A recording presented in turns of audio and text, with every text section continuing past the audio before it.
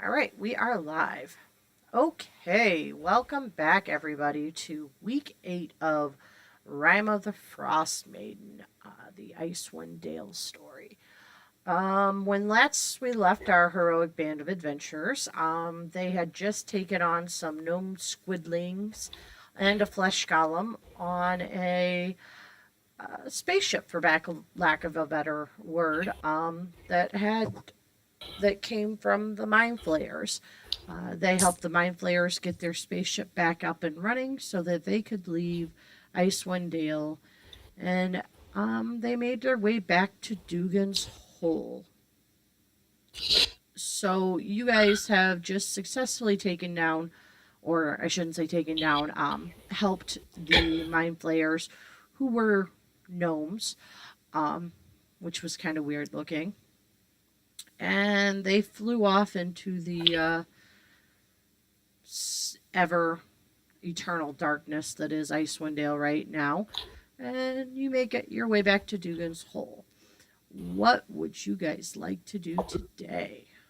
Is Dugan's Hole the one that's far south, or is it the one that's closer to where we have to look for this scientist D guy? This is the very far south town.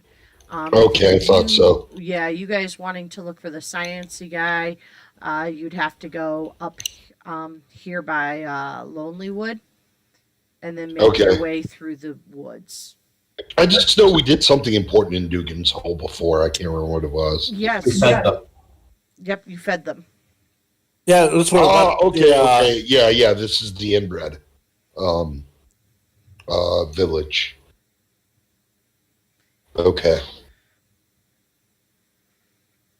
All right. So, what would you guys like to do today?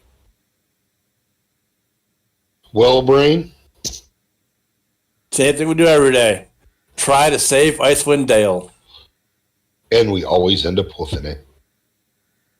So we gotta go find this dude. So we got actually on our quest to find this dude that we're supposed to go find. Yeah, we probably should get on that.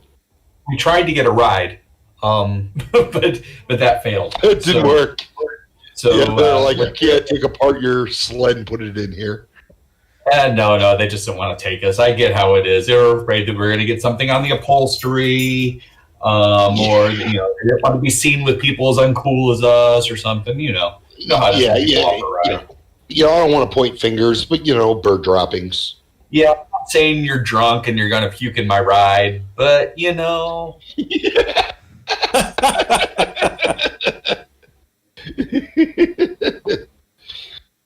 Ugh. Well, I guess it's a long huff, but we can make it in a few days. And I mean, there's places to stop along the way. At least we have things we can ride now. Which brings me to a point. We barely have enough people to ride things without her here. Well, right now you have 3 people. And 3 things to drive. And Kikri likes to fly ahead at times. So we need another person. I'm fine with driving. I'll drive the big sled with the difficult animals. All right. Yes. All right. I'm assuming you guys spent the night in Dugan's Hole. Sorry. All right.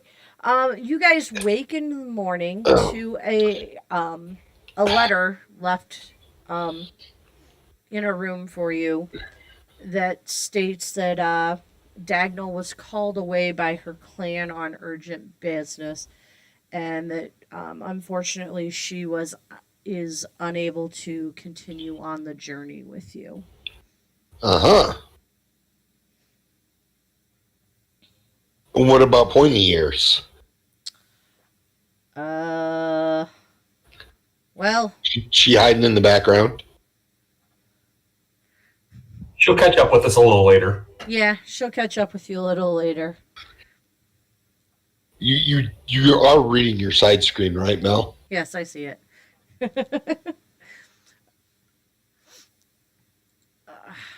Good. I mean, that could be the case, but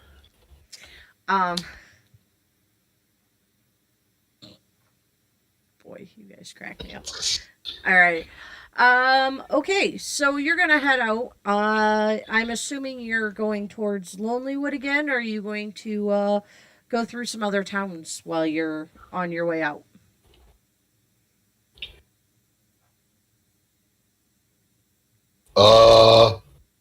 Korgash usually, or Kikri usually makes those decisions. Well, it's a long travel by ourselves, and we lost some time, which I hate saying, on that last errand. And if I look, I'm looking at my map.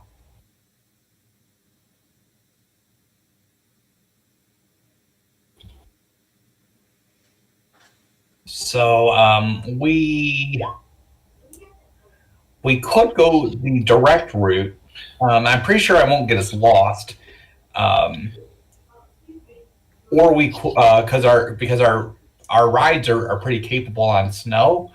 And maybe we can make up some time that way. We know that when we get up toward Tourmaline, that we're going to need to travel around the edge of the lake until we get to the river, but we can ride right up the river to the lodge. Okay. So you got us here pretty quick, so. Yeah, I would say we go a little bit west around these woods, and then head straight northeast to Tourmaline. All right. It was uphill all the way here, so it should only be uphill all the way back, right? That's the way it works. Yes, that's exactly how it works. Yeah, it's uphill both ways. You understand nature. This is the way it works.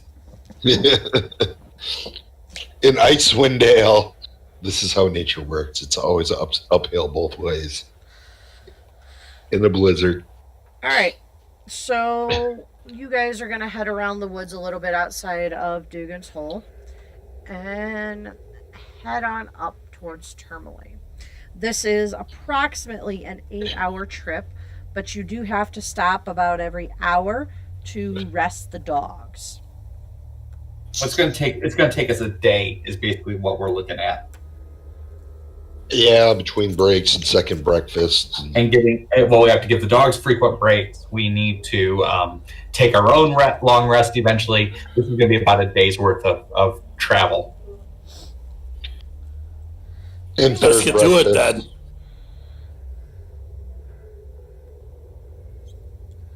All right. So you head out on your way. And let's see.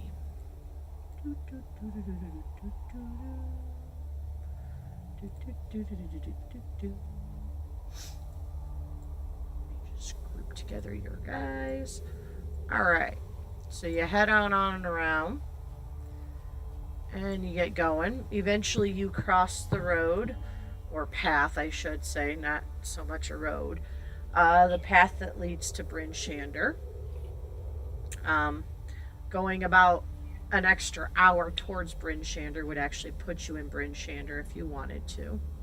Yeah, if we can rest everything for the night. Well, now you're going to want to do 8 hours to get to Tourmaline, and then you can rest in Tourmaline before you set out for the Black Cabin. Oh, okay. I thought you were saying that as far as we were going to make it, we could push to go an extra hour. No. I misunderstood you. Nope. My bad. Okay. Our maps aren't marked, so. This is true. And I don't have Icewind Dale memorized. Why not, Beans? I should, right? That's your I've job. been reading the book since high school. I should know this by now. It's your job to have Icewind Dale memorized by now. Come on. You're letting us down, man. All I can say is I'm happy I'm putting that book learning on 10 towns to use, because that I had not too long ago. When you're reading it, you're like, I'm never going to use this. I'm never going to use this. And all of a sudden, my guide to the 10 towns. I'm like, okay, now I remember why I did this.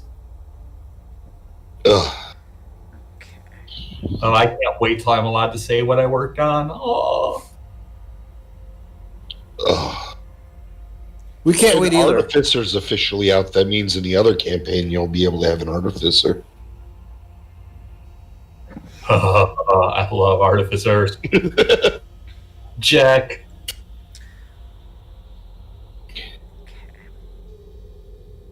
I want an Artificer Surgeon. I want that to be like a third level option where you make devices that help you do surgery on people and they work like healing spells. That'd be awesome. So there is a type. Oh, which one is it? Where you can. All artificers can do that, and they can create prosthetic limbs and all sorts of things. I would love to do that. I would love to do that as a future character. Yeah, Jack is able to do that. Jack actually has a robotic hand, but you never saw. Oh, really? Is it the white-handed one like Star Wars all the time? No, it was left-handed. Or no, is it left-handed? Which is Star Wars? It was left-handed, yeah. But for Luke, it was right-handed. All right. Okay, you put in a link. That never mind that link. Okay, I'll try to click on it then. Yes, do quick. Okay. Blizzard dice. That's weird. Sorry, guys. Hey, how friendly can you get with polar bears? Can you have them like sleep next to us to stay warm? I would. Hey, man, I'm just asking. You seem to be pretty good with them. I could, but magic. I wouldn't normally sleep next to him.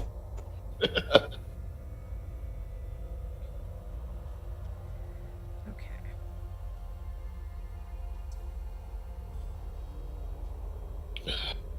I apologize, guys. I gotta.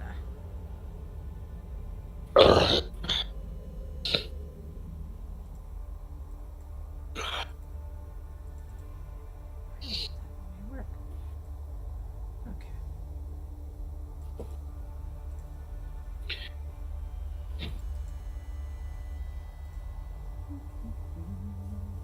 What the heck? That's not what I wanted.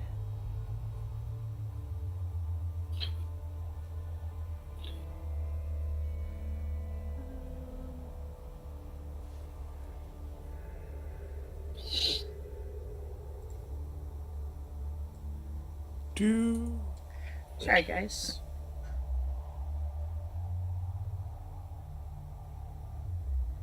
Yeah, how come Kikri's gone and what's her name's still there?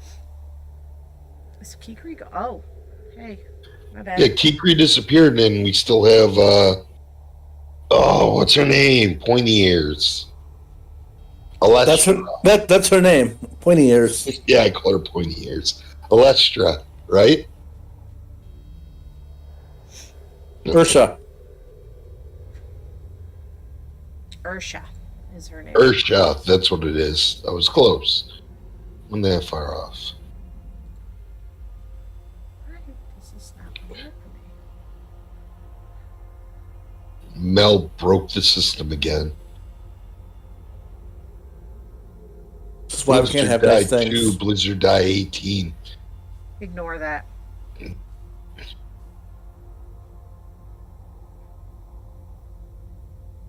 Trying to bury us in a blizzard. I see how it is. Okay,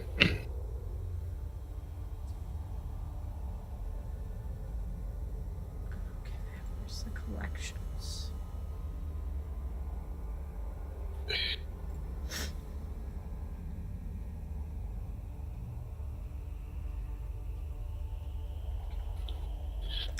This is something I haven't used yet, so.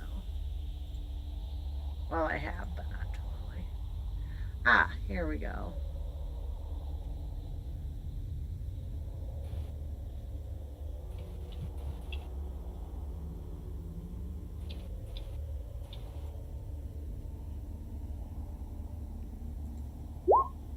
There we go. Okay.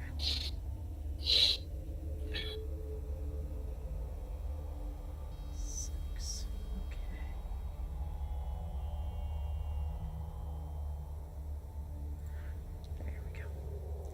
All right. So you guys are on your way. Oh, alrighty. Let me see here. I'm gonna scroll in a little bit to get your. Why is it scrolling out? Oh, because I'm scrolling the wrong way. Wow, blind moment. Okay, Ursha's out. Wow. Okay, just deleted all of you. Oh, well. Oh no! That's okay. We have been tossed into a twisting nether. Yep. Hey, you got a picture of your old character's death there, Mark. You just gotta click on it. Yeah.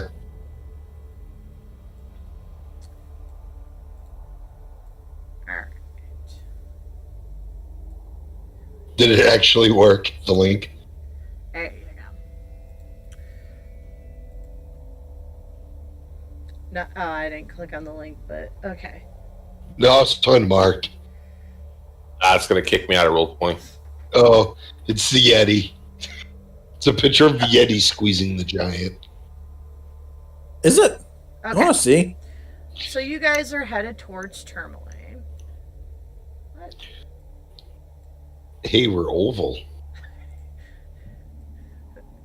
There we go. Okay.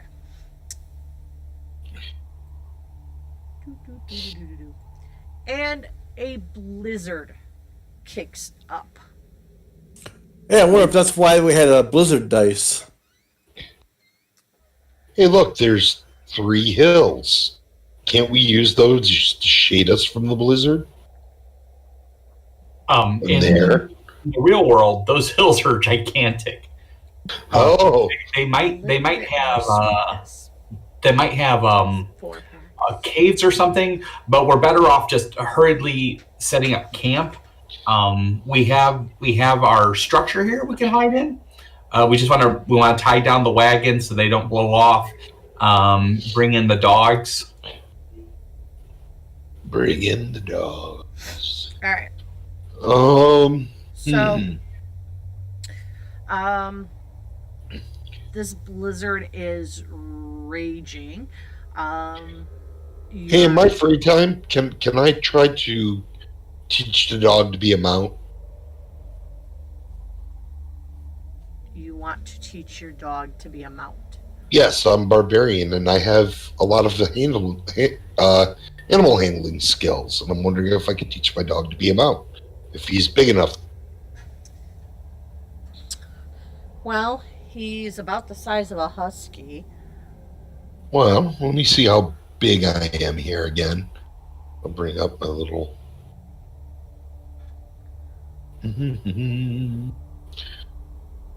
Oh, that's weird. Try this. Oh, there it is. I'm just trying to see how much I weigh.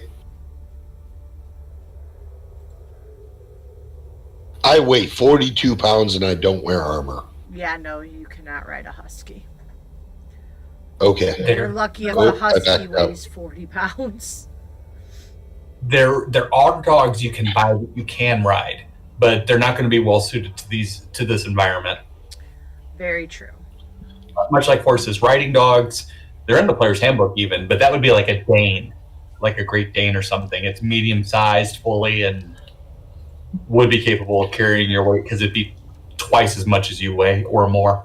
Yeah, that's for sure. What about like a what was it Rick used to have? Those big ass dogs? Stiffs. Bull Yeah, mastiffs. mastiff. Yeah.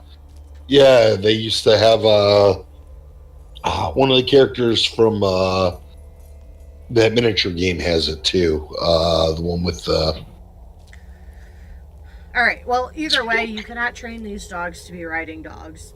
You can maybe train the polar bear to be a riding bear, but But a polar bear would be too big for beings to effectively ride. unless you got some sort of saddle for it. But yeah. All right. Okay. Anyways, you guys are in a raging blizzard starts to kick up. Kikri, as the guide, you can see it coming. So you guys have about maybe 15 minutes before it's going to hit you. So we got a halt mass. Well, yeah, what you're going to want to do is you're going to want to load up the dogs and everything, and you could set up a tent if you want. I'm going to drop the fabrics down on the goblin wagon, so the goblin wagon would be suitable also. The bears are actually okay if we tether them. They'll actually be fine in a blizzard. But I'm trying to think.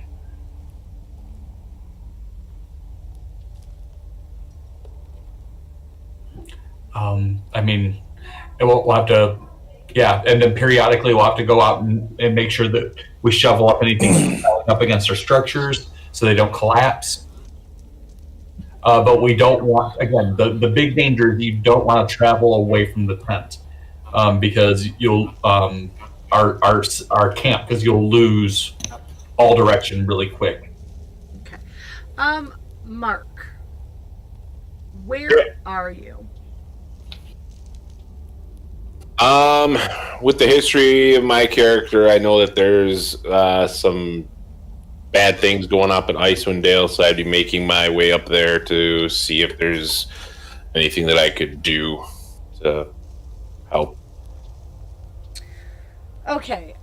So to try to facilitate maybe a little bit better, I should have thought of this before, but to facilitate maybe a better meeting of sorts before the blizzard hits, actually, we'll say instead of being in the middle of BFE, the blizzard is approaching as you guys are on the trail between Bryn Shander and East Haven. So you guys are on the trail, and Kikri warns you that a blizzard is approaching. But you don't have time to reach Bryn Shander before it hits you. So you can choose to try to continue on the trail to go to Bryn Shander, knowing that you would potentially get lost, as Kikri has explained to you numerous times. Or you can try to hunker down on the trail. I say we hunker down. Hunker down sounds good to me. Okay, and then Mark, Lucian, I would say, is either coming from East Haven or towards Bryn Shander, or going from Bryn Shander to East Haven when the skies darken and cold wind starts blowing ferociously along the path that you're on. I would say since they've been traveling in this area for a while and moving town to town helping, that I would have gotten information about where they would be and looking to meet up with them. The townsfolk couldn't tell you exactly where they would be. The last you had heard, they were up by Turlemaine, but then they left Turlemaine quite abruptly. But you did hear that they were seen traveling with this strange contraption that was approximately like 2 stories high or so. It looked like a modified sled of sorts. Very strange, hasn't been seen in the area other than when they rolled up into Turlemaine with it. So. Okay. So I'll be trying to, I guess, head in the direction I think they would be going. Okay. And you were told when they left Turlemaine, they headed towards Bryn Shander or down that way rather quickly with no explanation or warning. So you are on the road, I'm going to say probably coming from Bryn Shander towards East Haven. When the cold wind begins to blow ferociously around you, snow starts swirling in the air, and approximately 40 feet away, you see the outline of something large in the road.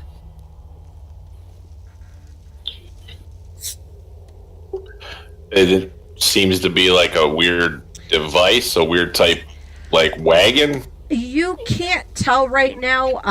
The blizzard is swirling around you, and your visibility is very greatly limited. As a matter of fact, roll a percentile for me.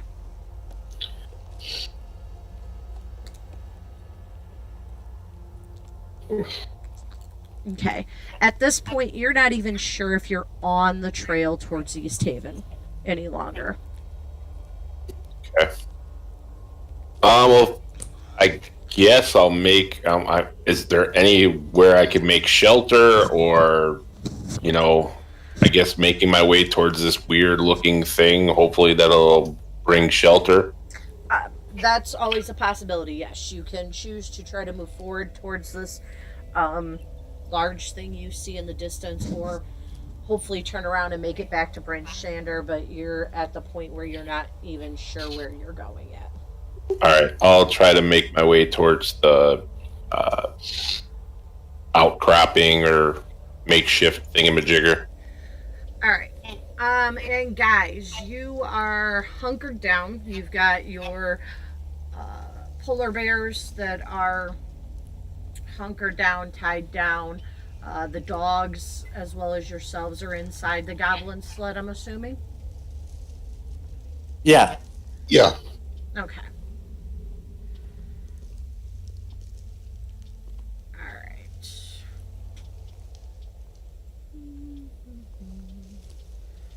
Alrighty, there we go. Okay. As you make a little bit closer, plowing your way through the snow, I'm assuming that you have cold weather gear there, Lucian? Yes, I do. And I have snowshoes and crampons if needed. Okay. So as you're making your way through this cold blizzard and stuff, you see a towering sled that is around 10 feet in front of you. It definitely looks like some strange contraption. You know what I keep thinking of? The yearly Christmas magic card that they used to give out to dealers. Like the second one was a giant sled, like Santa's sleigh, but it was like a goblin one. Yeah. I think of that because it was like 2 stories high. There were goblins in it. That's probably what the picture was mimicked off of. You guys did receive a picture of the goblin. Yeah, I wouldn't doubt it. All right.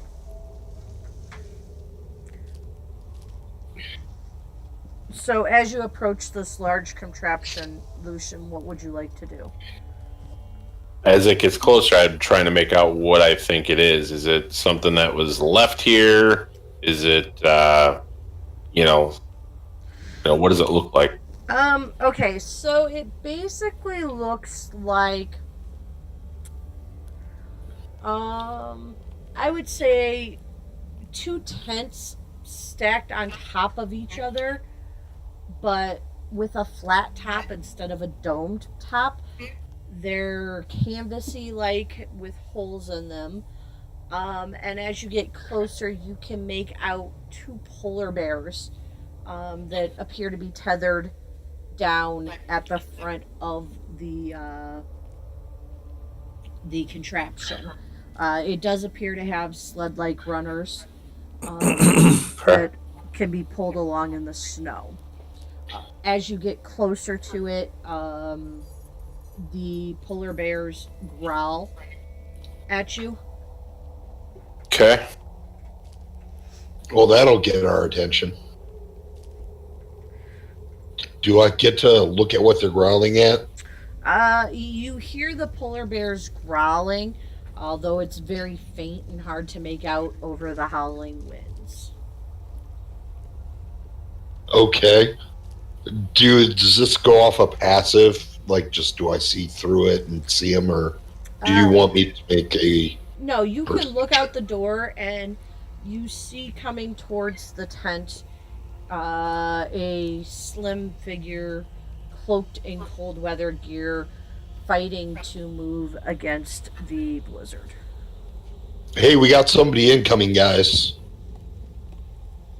He looks like he's fighting through the blizzard. Should we offer him a spot?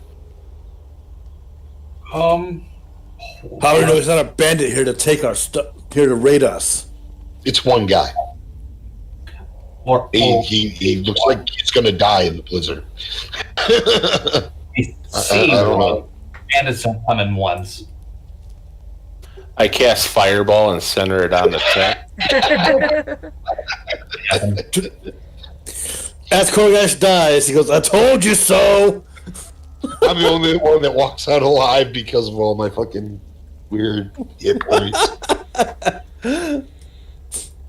Try as I may, as I get closer, I'll still try to stay a little bit back because now I see these polar bears that are rather menacing looking. I will try hard enough to call out to the shelter. Is he aberration, celestial, dragon, elemental, fae, fiend, or undead? No. Okay, I like him better already. So I should be able to answer no to that. Mark's like, well, actually. I think I'm an elemental undead. Skull, knew it. Flame skull and a cloak. Yes. Okay, so he passes the initial test, and the option is to let him die. And I mean, I'm not certain that I want to let him die. Yeah, that's. I mean, shouldn't we like firm some protection in here? I mean, yeah. Last time I checked, I wasn't in the business of just letting travelers die on the highway. Yeah, hurry him in before he catches his death bolt. Okay, I'll run out there in my little shoes. I move faster now. Actually, I'm faster than most of you guys. I'm a halfling. I'm a fast halfling. All right, so you see something small dart out of the back of the tent there towards, or out of the whatever it is towards you, Lucian. Okay. I just kind of pause, just trying to make out what it is. You will see a 3-foot tall, 42-pound, covered in actually bear fur, but dark bear fur, like brown bear, not white. What would appear to be a halfling, you would say, probably, or goblin, judging by the size, running out towards you and signaling a hand to show you I don't have a weapon in my hand, but there will be a shield on my arm. So it looks like a little brown bear cub is running out, waving at me. Except I've got a shield, and you see I have an open hand. It's a, actual hand, like a human hand. Like you're holding up a severed hand? Yes, I'm held. No, it's like Michael Jackson. I have one white glove. Quit being a pain in the perfect. ass. I'm in. I'll be I like, will assume that I'm not being attacked by a small little bear cub, and I will make my way towards the furry little shielded hand-waving creature. He looks like a little Ewok. He's getting a fireball. Well, maybe the way you described it, Beads, is kind of Ewok-ish. It is. He covers himself in brown furs. That's how he got to get here. He didn't say he was waddling back and forth. No, I did say looked like a halfling or goblin sized moving. So, do you need protection? Yes, I need shelter. This way. Hurry. And I'm assuming he's faster. Well, when do I go up 10 speed as a barbarian? You're asking the wrong DM. I'll look on my other. Mel, the Boots of Winter Wonderland. Do I have them, or they're gone? I was about to ask that since the dwarf left, and she's the one that had the Boots of the Winterlands. I would say. I mean, if you found them on a body, if you want to, yeah. Well, no, I would say Dagnall is going back to her clan, who does not hail from Icewind Dale, so she left the Boots of Winter Wonderland, along with her note saying she hoped that you guys could find use in them since she would not need them where she was going. So I just want to make sure that, if I don't have them, that the group has them. Somebody in the party has them. I'll wear them. Okay. Okay, Fargo Budapest. It's time for Fargo Budapest. All right. So. Oh, by the way, I just want to point out I want to play a beast barbarian around this character you made. So you can see one of my barbarians actually rage and become a monster. Just to see what your character would do. All right. Anyways. So. Lucian, you guys offer him refuge in the sled. It'll be really crowded. Yep. Super duper duper crowded. So Is he a big guy? He is 6'1" and about 179 pounds. Oh, he is a pretty big guy. He's a human, short brown hair. He's got a small beard, mustache, nothing too burly. You see a scar over his right eye. He's wearing a large fur winter cloak. He's got winter gear on. And as he sits down, he smiles, he thanks you, and he reaches into the inside of his cloak and pulls out a flask, takes a swig, and offers it to the next person next to him. Whoa. Wait, guys. I gotta make sure this is safe. No offense, good sir, but we do not know you that well. And I'll take a big drink out of it to make sure it's not poisoned. I'm doing it for the team, it's guys. probably it's like a horrible really bad piss. No, I basically. have advantage on saves on poison, so it's a reason for me to steal a drink. Yeah, you can see he doesn't wear clothes that are like of the finest quality, and he's fairly dirty. Any holy he's been symbols? not that you can see. It looks like he definitely would see this guy laying on a floor in a bar somewhere. He looks more like a barfly than a traveler, then. Or Correct. Yeah. Okay. Huh. What kind of armor are you wearing? If I could ask, if I would. You'd be able to see he's got studded leather on. Oh. Travel very lightly. This weather, that's good. Yeah, I'm actually looking for a group of adventurers. Really? You want to see them? They're untrustworthy. Adventurers are quite untrustworthy, I've come to find in this area. Well, this group, I'm looking to aid them in their quest to rid the land of the evil creatures that live in darkness. Seem to have cursed this land. I mean, if you're going out looking for them, why did he go out by yourself and not very well prepared for whatever he might run into? I'm think I can handle myself. Ooh, he's cocky. I like him. Okay. I think I've heard of this group of adventurers. They go around. They try to do right by people they come across. Nope. Wrong group. Okay, never mind. If it's that other group I heard about, though, I hear that they have constant turnover in their last member. That's correct. They have a horrible human resources department.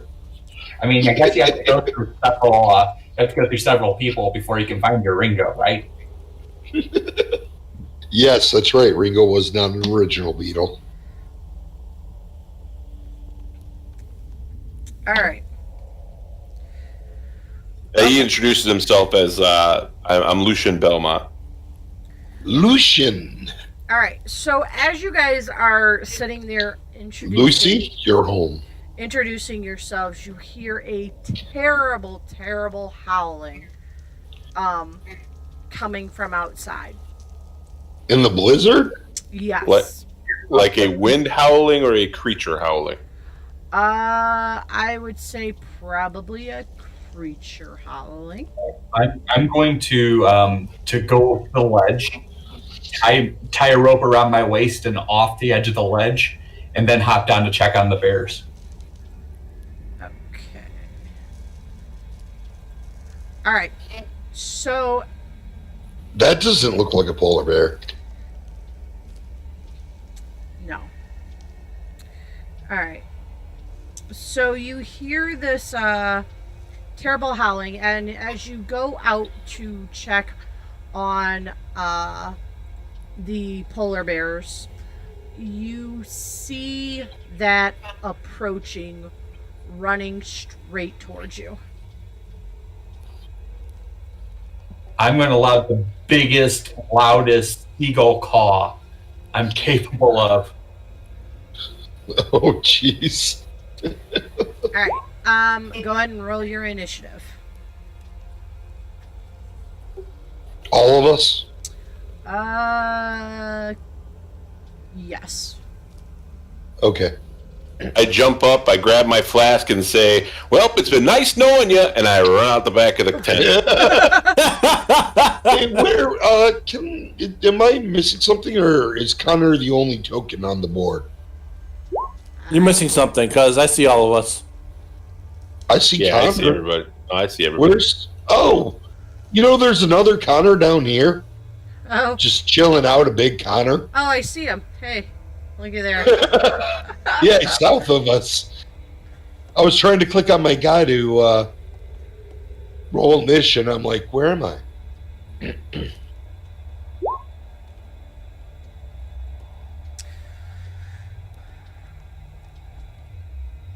Jeez, I didn't even beat the Yeti. That can't be good.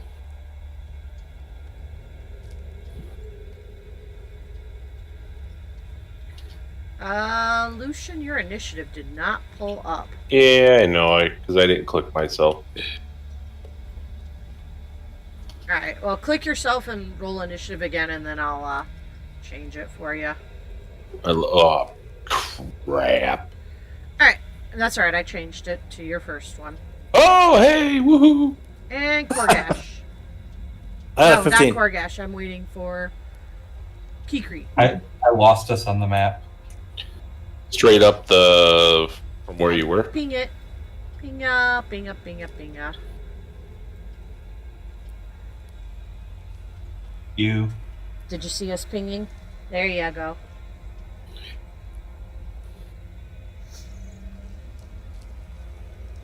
Alright.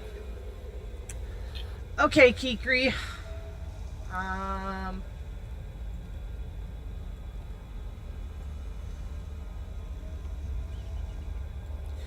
So the Yeti comes barreling towards the polar bears, and it looks up and sees you. It is approximately, I would say, it gets to about 30 feet in front of you before it runs out of movement. And it looks up and make a con save. Con save. Yep. You're not immune to cold damage, are you? No, I'm not. Okay. I rolled an 8. Okay. Oh boy. You take 10 cold damage, and you are paralyzed for 1 minute. As it stares at you with its chilling gaze.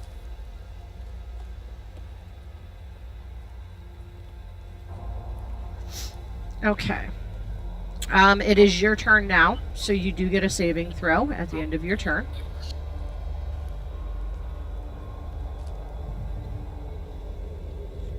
And Nope. you are still paralyzed. Lucian, you heard from Connor before he was paralyzed a screaming hawk bird-like sound. And you jump out. You said you jumped out of the back of the sled? Yeah, I would have. I would have exited out whatever the sled or tent we were in. The back of it. Okay, Sure. so you exit out of the back of the sled, and there's a commotion towards the front. I will move that way. All right, and you see you have control of your character, so you can move yourself. Yeah. So I will move. How close is it to me? It is approximately 30 feet away from the sled.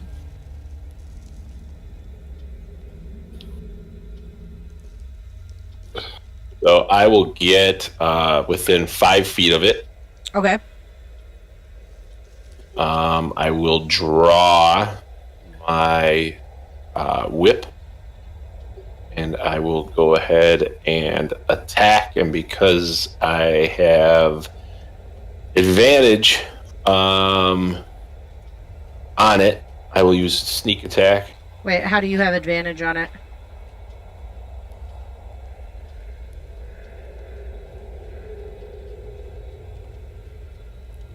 My rakish audacity, it makes it so I do not need advantage on the attack roll. For sneak attack, if the creature I am against a creature, if I am within 5 feet of it. No other creatures are within 5 feet of you, and I don't have disadvantage on the attack roll. Oh, that's cool. All right.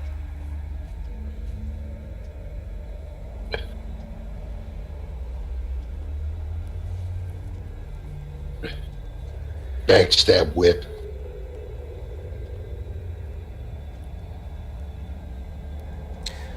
All right, a 22 will hit.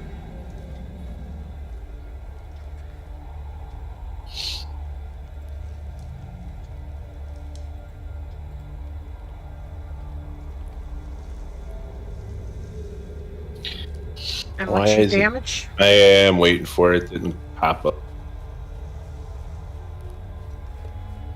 That's weird. Maybe it's because it's a weapon you can grapple with and stuff. That's Right, what so we think. you reach out and you whip it with your whip for... Well, it gave sneak attack damage. There was 5. Huh? Oh, it gave sneak? Okay. Yeah, it gave your sneak It attack did. damage. It did. Okay. Yeah, you Yep. got it. I see it. All So you deal 15 points of damage to the Yeti. That's a hell of a lashing. Yep. You're a sadist. Um, You're a sadist. I will then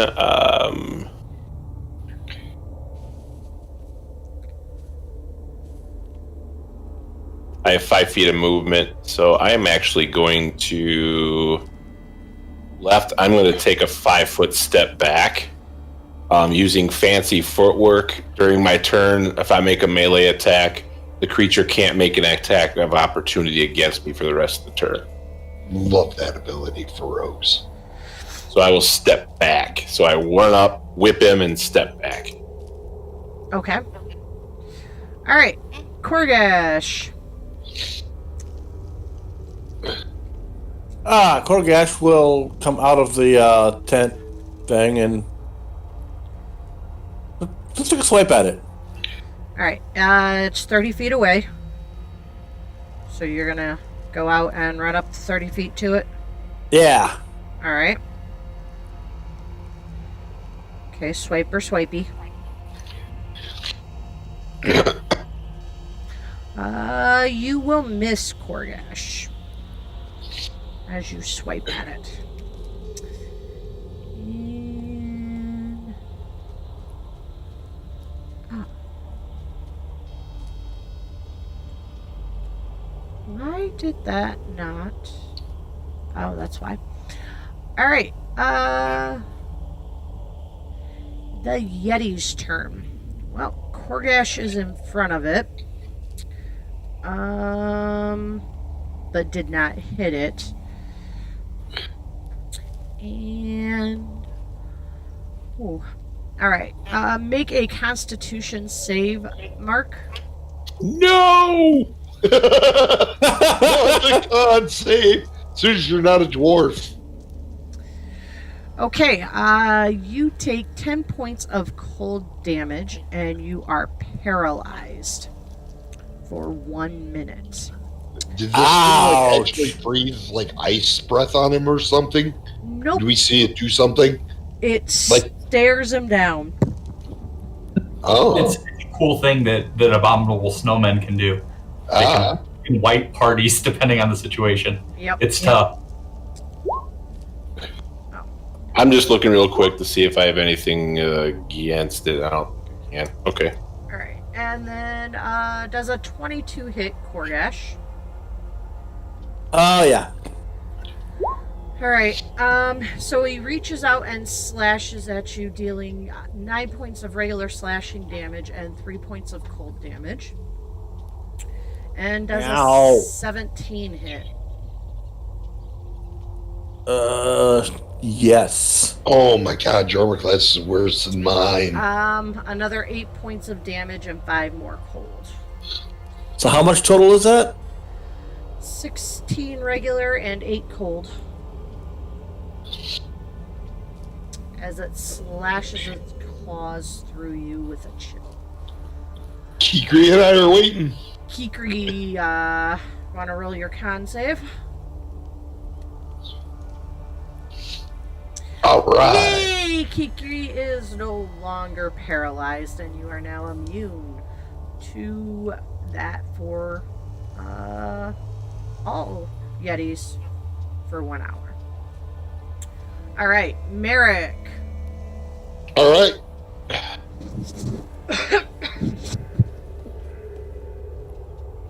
Boop.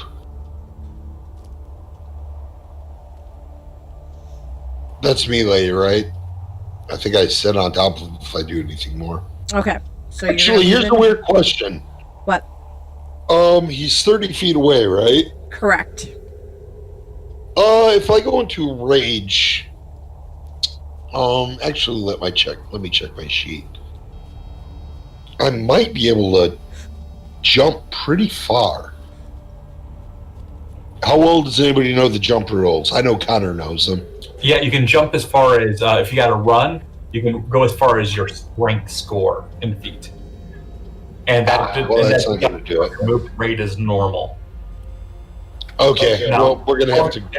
Long jump. Are you looking for a different kind of jump? Like a I was just, wonder...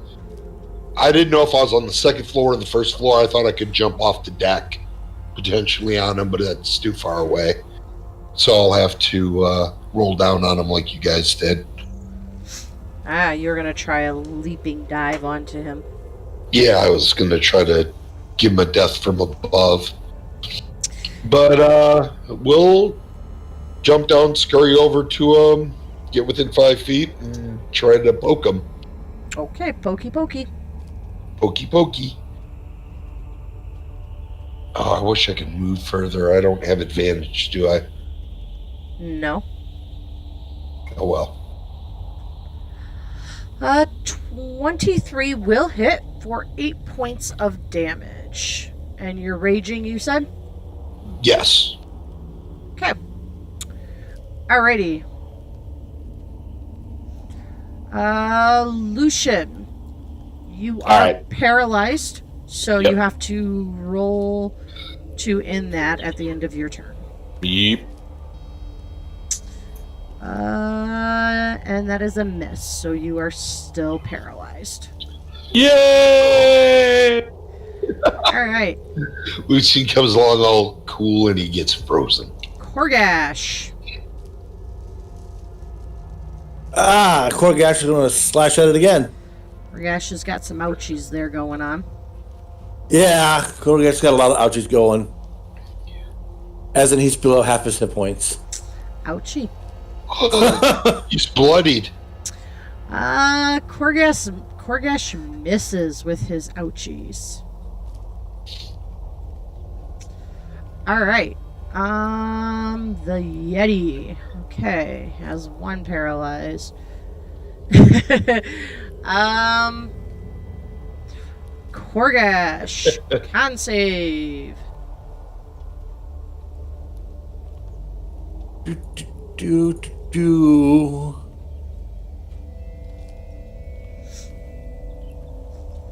Nope. Roll the one. All right, Korgash is paralyzed now. And hack and slash on Merrick does a 15 hit. No. Okay, and does a 19 hit. Yes. Okay, so you will take 9 points of slashing damage and 1 point of cold damage as the Yeti renders his claws through your body. How many points total did you say? I'm 10. sorry. I 9 forgot regular, that. 1 cold. Okay, I forgot to. My hit points were set from way back when. Okay. I just realized my hit points were from combat days ago. Okay, so Okay. Kikri, you successfully blew off the paralyzation, and it is your turn. Okay, well, this is not looking very good for us. So Kikri's going to going to do the desperate thing. I'm going to fly. I'm going to take to the wing. I'm going to fly over this guy's head. I'm going to land on his back, and I'm going to wrap the rope that I've tied between me and the wagon. And I'm going to wrap it around his neck real tight. Okay. And claw into his back so that I'm held on pretty good. I'm going to call that a grapple. Okay. Yeah, trying to choke somebody out. So I'm going to attempt to grapple him with a rope. And maybe suffocate him a little bit, make him desperate so he's not fighting smart. Okay. But I don't know what you want me to roll. I'm gonna say you're gonna have to roll a grapple. Would be a strength check. With I'm that. good at the athletics. Here I come.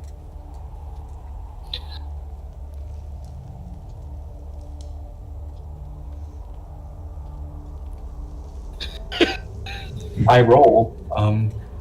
Oh, there it is. Ooh, bad roll. Okay, yeah, he definitely is able to maneuver out of the rope, no problem. And I'm going to use my bonus action to cast Hunter's Mark, but I'm still riding this guy. All right. So then you give others advantage since you're on his backside. Merrick. Yeah, Merrick likes advantage. Helps keep the blood flowing. Mm-hmm.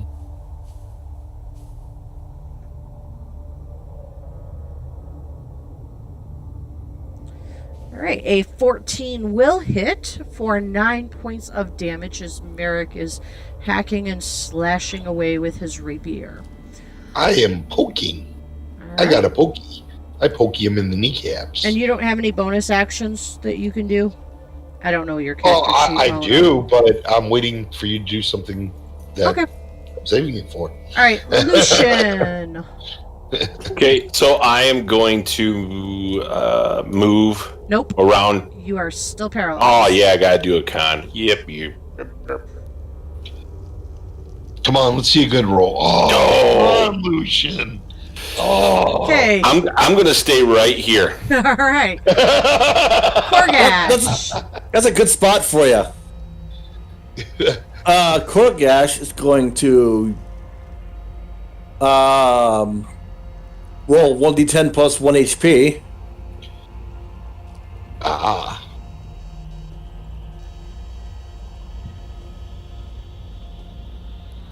to get a whole 3 hit points back. Oh boy. Oh, Jesus. And then roll your con save to see if you can. Now, what you were doing doesn't require you to move at all, Korgash? No, it's second wind. Yeah, Oh, okay. Yeah, it's a bonus action. Korgash, you can't take any actions while you're paralyzed. I didn't think Oh. so, yeah. So I don't get my second wind. No, I don't yeah, get my you 3 don't. hit points back. Alright. You can't do anything. Yep. You saved. Well, screw that. But you saved, so yeah. Can I reroll my second wind then? Nope. Since I couldn't do it Your before. save is at the end of your turn. Oh, tits. Okay, the Yeti. Alright. So Merrick, make a con save. A con save, they said. She tells me to make a con save. I have Brave, I said. Brave helps with con save. No, maybe. It's maybe not against fear. Let's see. Are you immune to cold? Yeah, I'm wearing those boots. I just pretended to put them on. No. The boots don't make you immune to cold, though. No, that's resistant. Just resistant. What boots? What the heck am I? There's The something winter I'm warmth. looking for here. Your There's the Constitution bonus save. damage. You don't have anything that's going to help with this con save, Beans. It's a magical. It's not a fear thing. Saving throws against being frightened? Nope. It's not a fear thing. Okay. It's con, you said? Yep, please. Okay, Merrick, you are now paralyzed for 1 minute as you are hit with this chilling gaze and your body freezes. I rolled a 3. Okay, and then he is going to reach out and claw at you, Merrick. 19 for 5 slashing and 3 cold. It's an auto crit, Mel. He's Oh, poor. shite. Yeah, I'm paralyzed. It's autocrat. I can't move. Okay, so that'll be 10 slashing and 6 cold. And he is going to reach back and claw at Kikri because Kikri is on his back attacking him. Does a 16 hit Kikri? Yep. 6 slashing and 5 cold. I think we might die, guys. Don't look great now. This might be the end of the party. Kikri! This paralyzed ability is extremely broken. Kikri, you're not frozen anymore. You don't need a con save. It's for concentration. Oh, So I lost concentration on that spell when I got hit. on So Hunter's Mark. Yeah, Yeah. so I'm going to have to do it again. That's 2 spells down, and I will attempt to spear him in the back. Okay.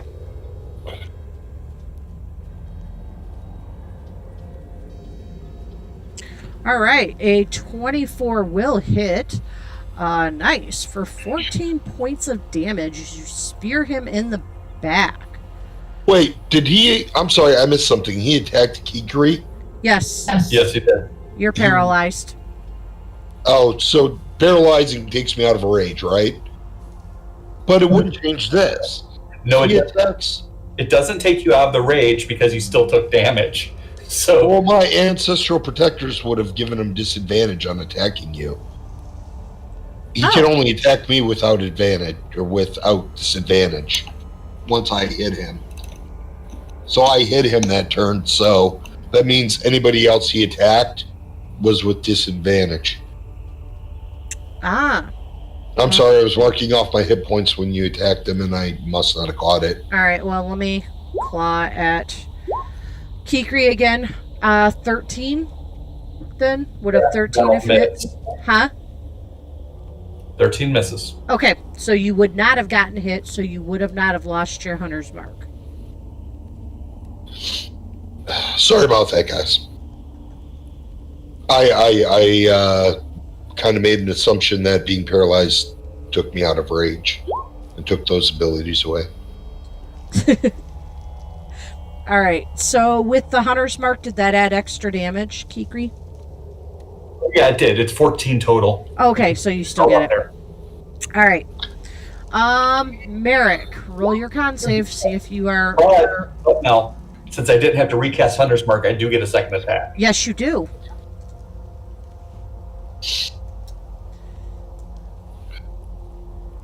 see your second attack. A 23. A 23 for 10 points of damage. Are you attacking with your spear or your claws this time? It has to be my claw, so I'm just digging in with my Okay, feet. so Kikri sits there and he stabs the Yeti in the neck with his spear. He pulls the spear out, reaches in Roadhouse style, and rips the Yeti's throat out as the Yeti collapses to the ground. Kikri, make a dex roll for me to see if you can jump off the Yeti as it's falling to the ground and crashing.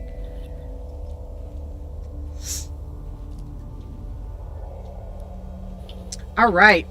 So you see the Yeti start to topple as Kikri uses his feet to push off on the shoulders and does what? Some amazing flip through the air as you land gracefully? No, I'm certain it's awkward and looks really bad because I can't use my wings effectively because of the wind. It would just suck.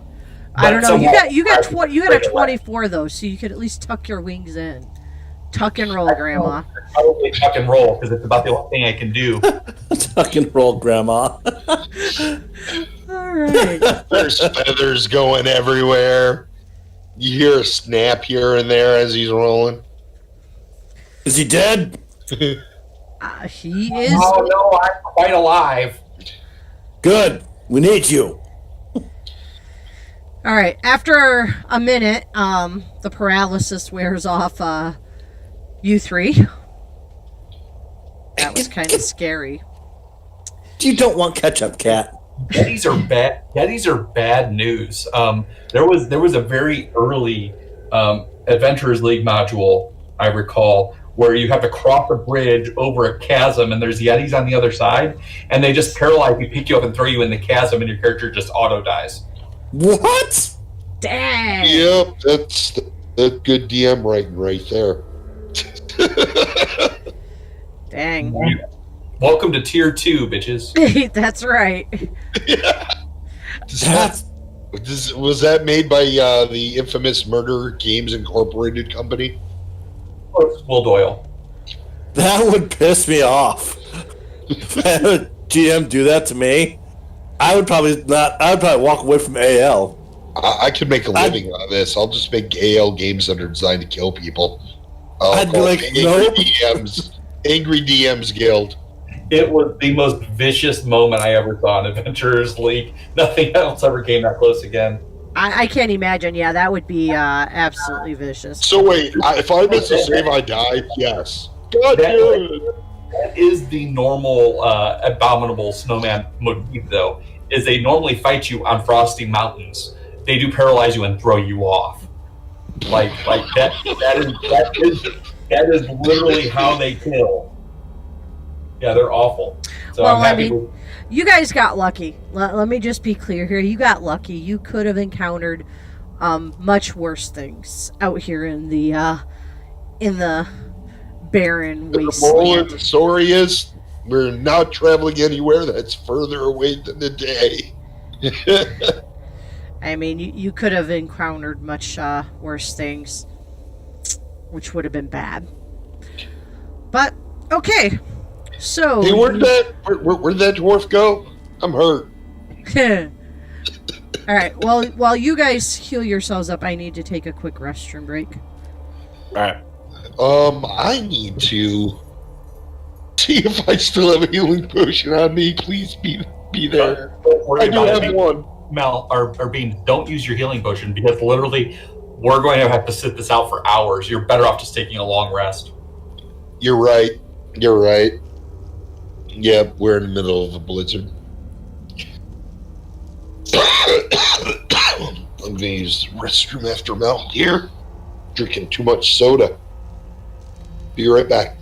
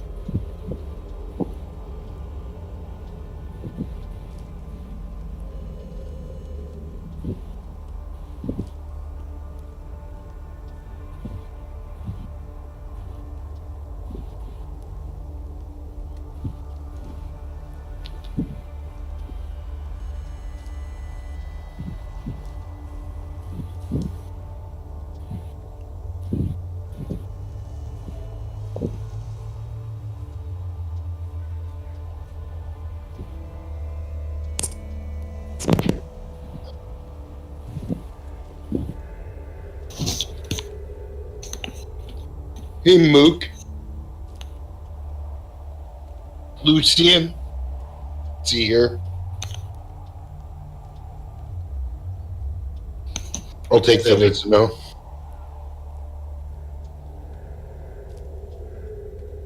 So you never fought a Yeti before, huh? Me? Not Yeah. in this edition. I've never played him in 5th edition. Oh yeah, that con save or do nothing is bad.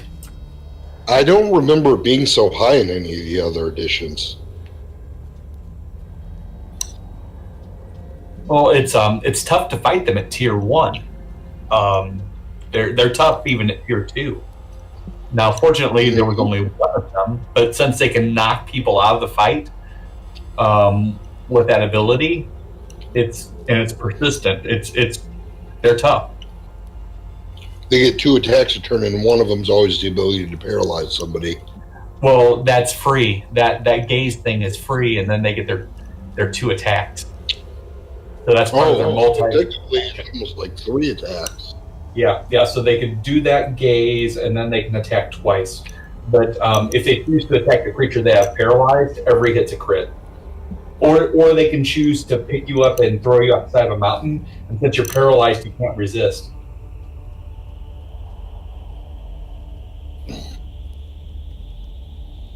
Yeah, because you auto. They also like to hang you upside down in caves. They freeze you to the top. They freeze your boots in the ceiling, and you're just done. Yeah. I mean, Unless you have this magical spell called the Force. Well, we Mage Hand. I don't know if any of us have, and we don't have laser swords, but we have laser guns. Yeah, that would work. None of us are good at them, though. Speak for yourself. I'd still get my dex, right? You do. They have the feat now where you can become proficient with firearms.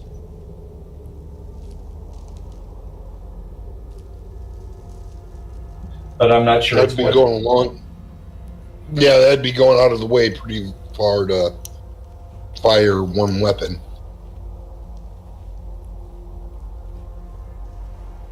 Yeah, only have 30 shots on it forever. Mm-hmm.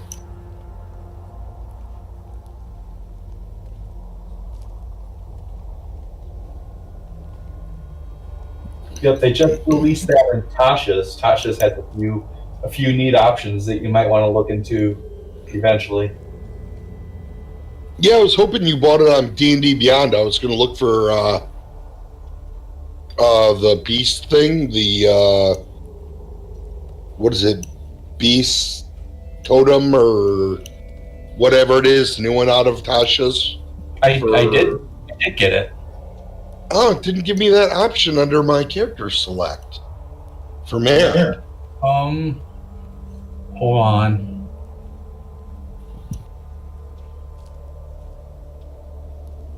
I'm checking to see if I just need to enable it. So it just backed out. Went back to the page here. So I'll wait to go until after you enable it. Okay, I'm back. It's not showing it on my list. It's not showing that you bought it. Is that? Oh, there it is. There it is. It's shared with you. It's there. Let me look. I have a great concept for a character later based off this. If we wouldn't have been so far into this, I would have made modifications to this character, but... Oh, it's back here. What are you guys doing? Chatting. Okay. Alright, so you have killed the Yeti, and the blizzard is still raging on around you.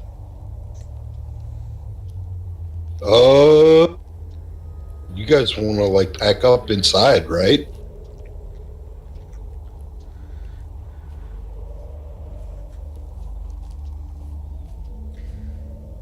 What was that? I'm sorry. I said we're going to stay here for a while, right? Well, we're gonna have to because the blizzard will blow for quite some time. I mean... What are the advantages to short rest? I'm trying to remember. Get back some hit points, but that assumes that the blizzard is done in an hour. Yeah, right. Yeah, you might be better off just taking a long rest. If it goes on for 8 hours, we might be in trouble being buried, is what I'm scared of. Well, that's why I said periodically somebody's gonna have to go out and shuffle us out. Yeah. See, I have Ancestral Guardian now, and it Battle Rager, Berserker, Storm Herald, Totem, and Zealot is all the other ones they have for me. Okay, are you guys going to take a short rest or a long rest? Or are you just going to rest as much as you can while the blizzard's raging? Well, I don't know about you guys, but I don't feel comfortable just sitting out of here when the blizzard's done. I'd kind of like to be moving. Or is that a bad idea for a reason? If the blizzard finishes up, then we'll go and I'll wake you up. Sounds fair to me. I'll snuggle up to one of the dogs that pulls my sled. Stay warm. Alright, so the blizzard rages on for about 4 more hours before it's dying down.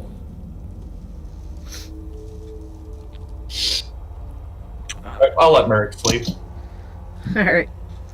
Okay, so after about 4 hours, it dies down, and the winds go back to what they were before, which was never really great, but it is not a raging blizzard any longer. So if you're taking a rest, you get the benefits of a short rest from that.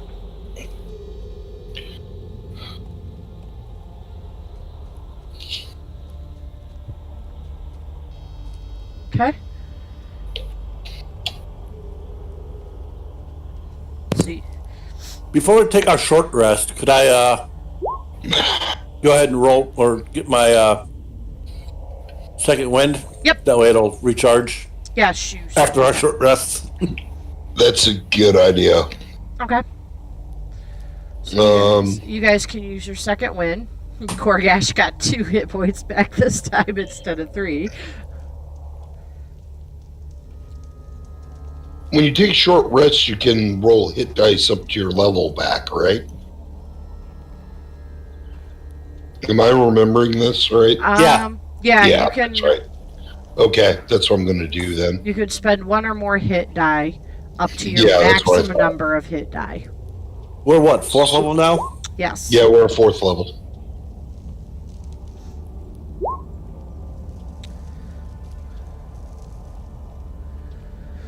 Okay. Click on hit dice on your character sheet, and it'll do it for you. Oh, does it? That's cool. I'm already too far past that now. Oh, cool. I got 27 hit dice back. Yeah, or hit points back. Did you add your con bonus for each one? No, I didn't. You did that too. I'm full anyway. My con bonus would have helped a lot, though. I'm down to 10. Now, the thing to remember, though, is after you take a long rest, you can only get up to half of your hit dice back. So if you spend all 4 when you take a long rest, you're only going to get 2. And you'll have to take another long rest to get your other 2 back. Other 2, yeah. Yeah, still, I took a pretty bad beating there. Yeah. I used 2 of my hit dice. Okay. Alright. So you guys regain hit points, and you're gonna get back on your way? Yeah, we're about an hour out of town, right? No. Oh. You're about 4 hours from Turlemaine. Right. We got another 4 hours, but we can make that in half a day's worth of travel. All right. Alright. So having mounts helps.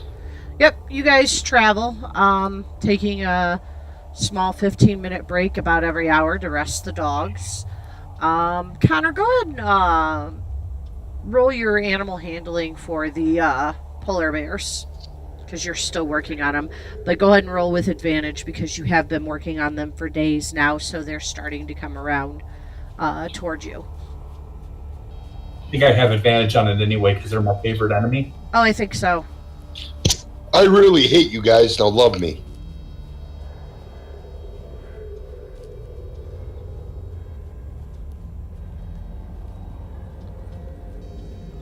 $16 or 16. All right.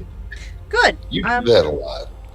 Yeah, you're able to work a little more magic with them. I think after about maybe 3 or 4 more days, you might not have to do that anymore. You've been showering them with kindness and food and treating them well, so... Oh, yeah, we can feed them Yeti. They're responding well to you. Yes, you could cut up the Yeti some and give them Yeti meat if you so desire. Yeah, got to keep the bears full. I wouldn't recommend anybody else eat it. No, but bears, it's going to be fine for. Yeah, you're able to, if you guys wanted to take the time, you could drag the Yeti's body a little bit closer to the bears so you could just let them eat while the blizzard's raging. Probably even worse. We'll let the bears eat the Yeti. You could probably let the dogs eat on the Yeti too, but... There we go. Perfect. Saves you the hassle of feeding them. Only the best for my dog. Alright, so... I'm going to name him Spud. Come on, Spud. After about 4 more hours, you get to Turlemaine. Are you going to go into town, or are you going to skirt town and head straight for the Black Cabin? It'd probably be a good place to take a rest before we head up that way. I think so. I mean, you could go to Lonelywood too, because I believe your guys' last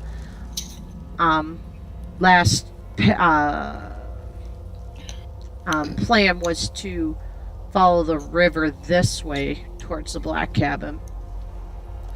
That was the plan, yes. Okay, so do you guys want to do Turlemaine or Lonelywood? Are they the same distance? Turlemaine's a little bit closer to where you were coming from. Lonelywood's only another, hour's travel from Turlemaine, though.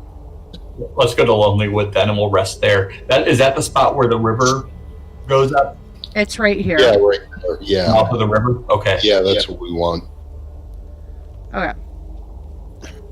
So, off to Lonelywood you go. Alright, let me pull up Lonelywood here, because I'm not sure you guys have been to Lonelywood yet. Have we been to Lonelywood? I don't think we have. I don't think we have either. I read about it in a book once. Alright. What I usually get at night.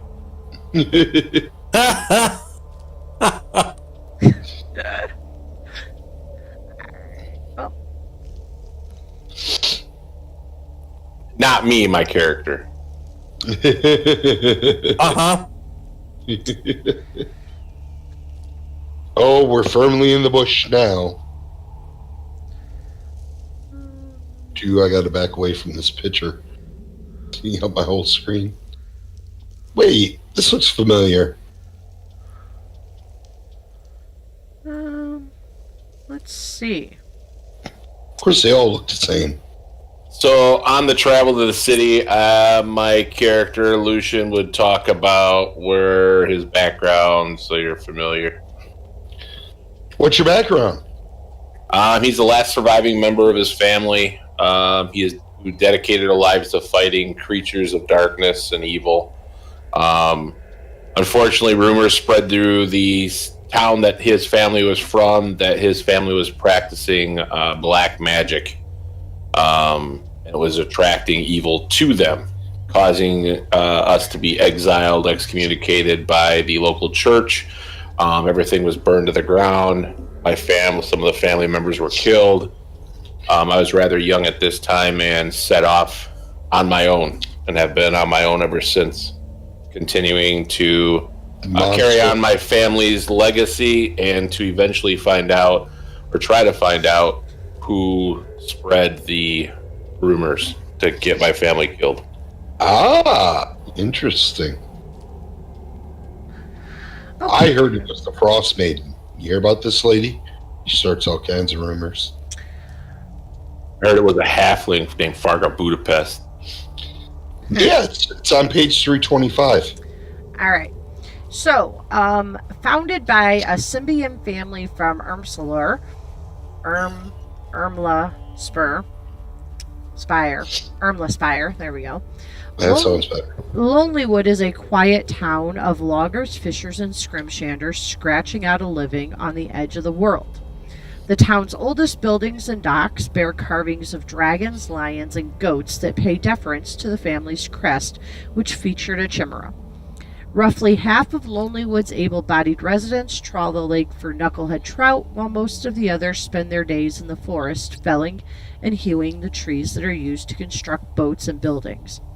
Lonelywood's timber is taken by cart to be sold in other settlements, Turlemaine and Targos in particular.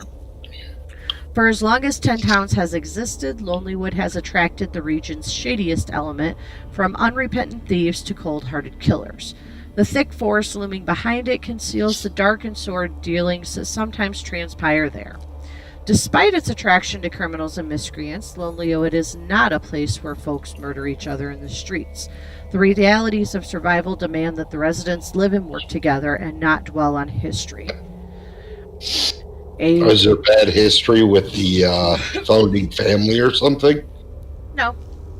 Oh, okay. I was just wondering why that last bit was thrown in. All right. So, heading into town.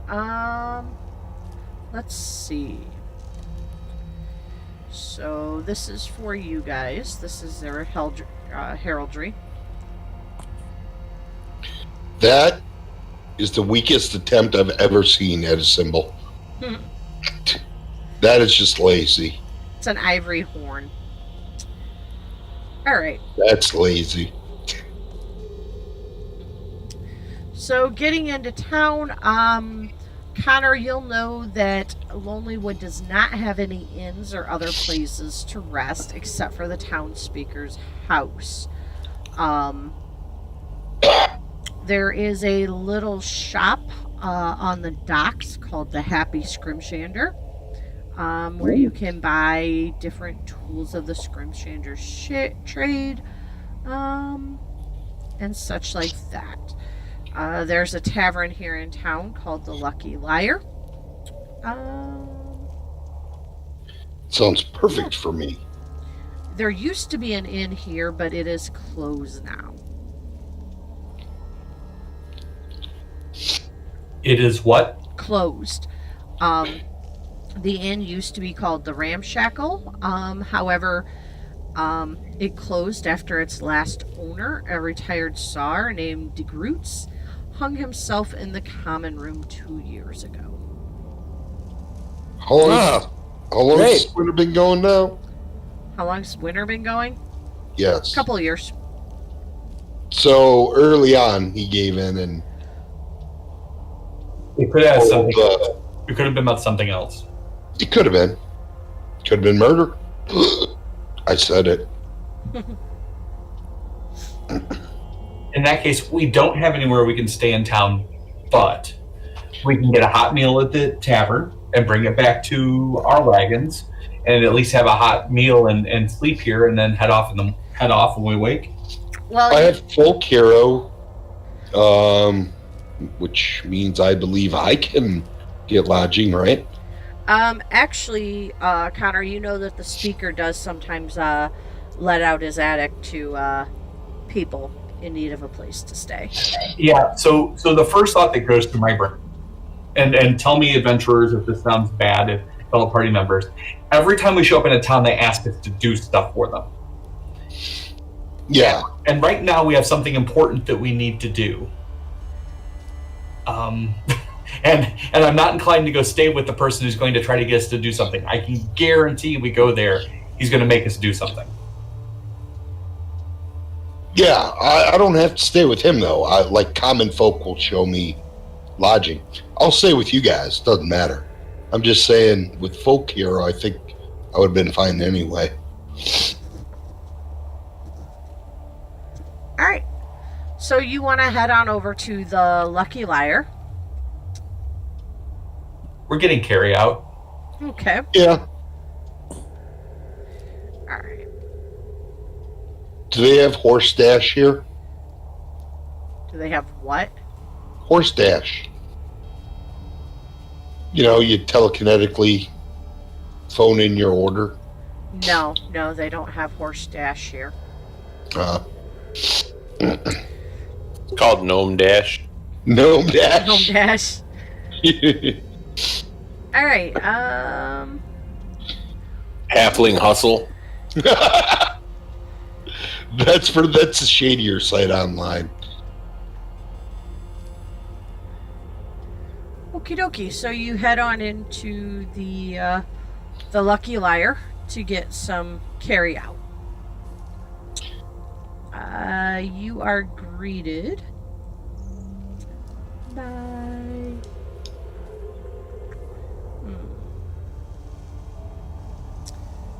let's see. You are greeted by a raven-haired barkeep.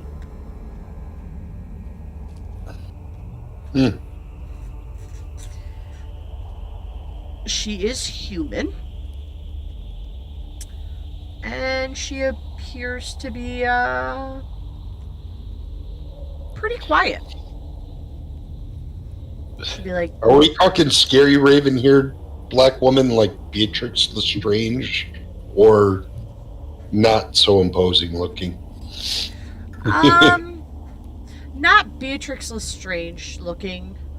I would say more Elvira looking, maybe. Holy smokes! Look at them yams. Alright. She's very quiet and asks you in a matter of fact sort of thing what she can get for you. What are you serving tonight? We've got some scrimshaw patties with some chips. More fish. We've been living on fish for months. Did anybody catch anything in the woodlands that you might have? They don't go to catch things in the woodlands. They just cut trees down. Okay. Fish it is. All right. Anybody else opposed to fish? No, fish is great. I could eat fish every day. You do eat fish every day. Great. You live a wonderful, blessed life, Kikri.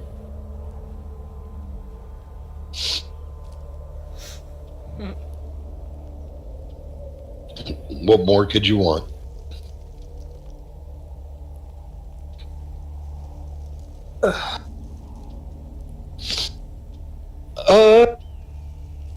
Man, we don't have our notes person here.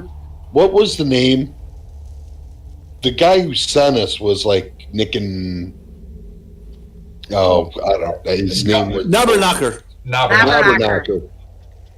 How can you forget that name? Well, I'll, like, he's the guy who sent us, right? Nabberknocker? Yeah, but does anybody remember the name of who we're looking for?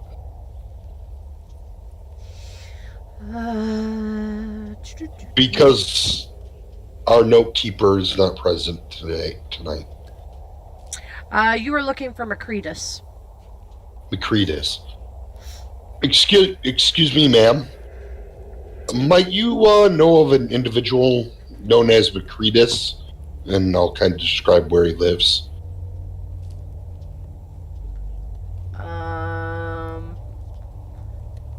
No, I can't say that I've heard of Macretus.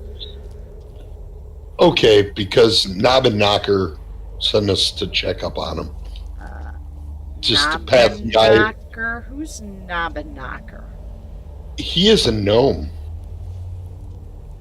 that's taking care of a holy place and sent us to find his friend. He seems to be missing.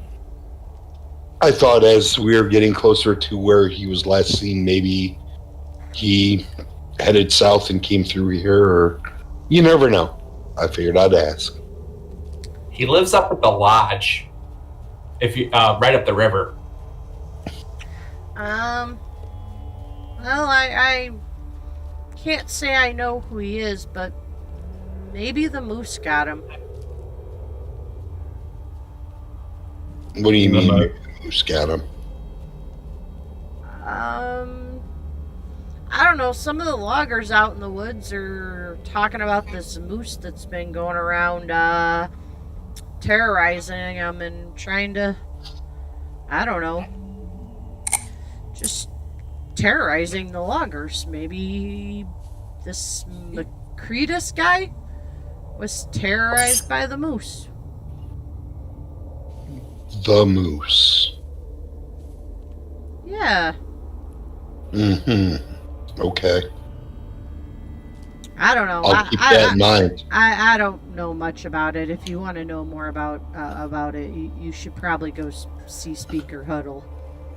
Kikri's just sort of giggling. The thought of a moose terrorizing people. I know, that's what inside I'm trying not to laugh. I really like to help people, but Kikri's really bad. they're being terrorized by a moose.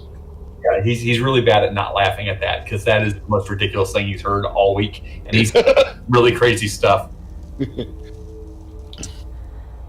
Well, I mean, after about, I don't know, 10 minutes or so, and everything, your food comes up wrapped in paper or something, leaves, wrapped in leaves, and she'll be like, here's your scrimshaw patties and chips. Would you like an ale to go with it?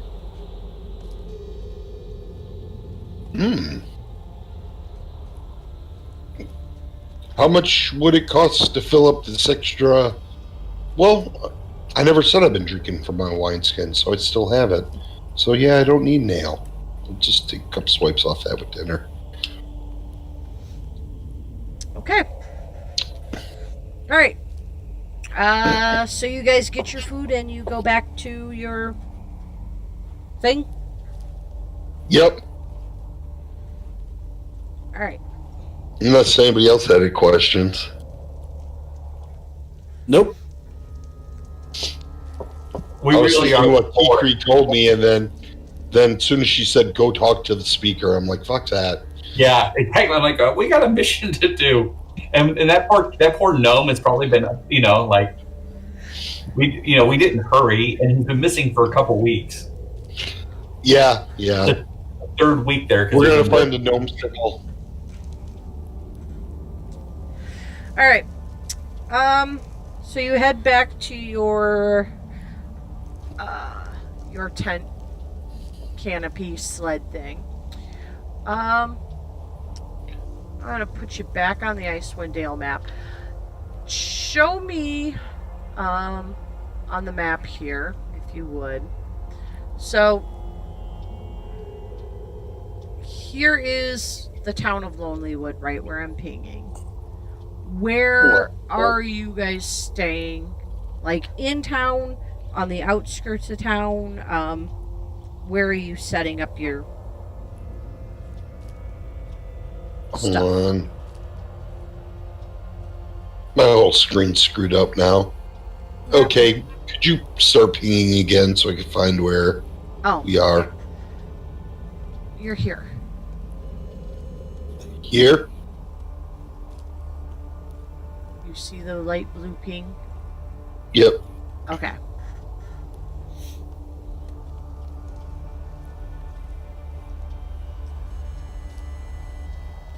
So where are you guys setting up camp? I thought we were on the edge of the city. Is that what you're going to do, is set it up in town? Yeah. Okay. As close in town as we can without causing issue. All right. So where in town? Somebody ping where you guys want to set up. You came into town this way here.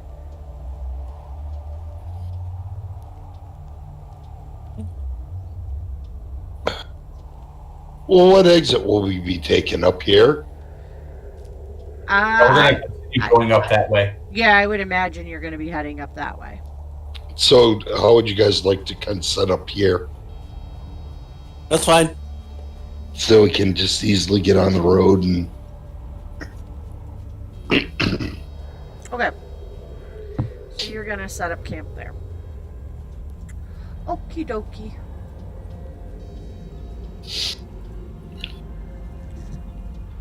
Alrighty.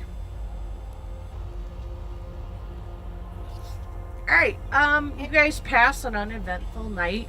Is everybody sleeping inside the thing, or are you actually going to pitch a tent outside, since that is a pretty small sled, since it was built for like 6 goblins, not a bird and 2 big men and a small man. I'm fully grown. Okay. You're fully grown for a halfling. That doesn't mean you're not. Don't call me half a man. I'm a full man. I got 2 arms, 2 legs. Dos huevos. Dos huevos? Yes, I have everything that makes me a full man. Okay. If you say so.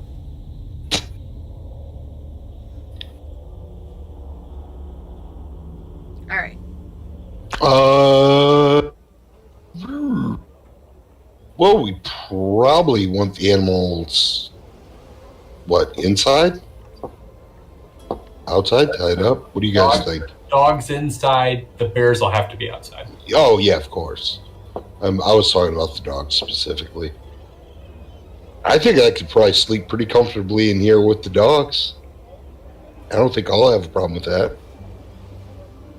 I don't know if everybody else can, but... I mean, that would be the smartest thing to do in the north in general, is bring anything in that generates heat. Yep. But somebody should wait outside with the animals and keep watch. Maybe somebody who can control the animals outside. Well, there's none of us that can control them, but some are more likely to be eaten by them than others. But I mean, I'll take first watch. It doesn't matter. However we want to do that. Alright. Okie dokie. The night passes uneventfully. You wake to the same darkness as usual that is ever present, and are you ready to get on your way? Sooner the better. Okay. So you get on your way.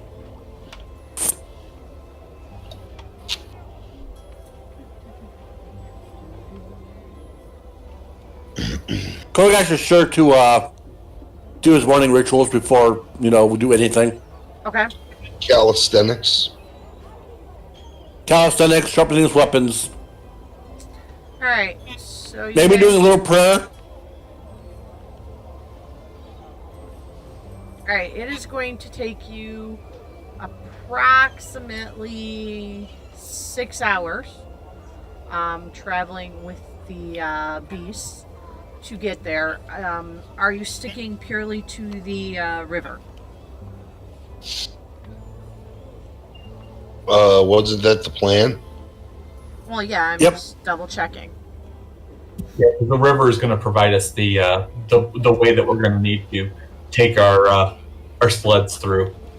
Alright, so you guys are sticking to the river. You're traveling approximately 6 hours.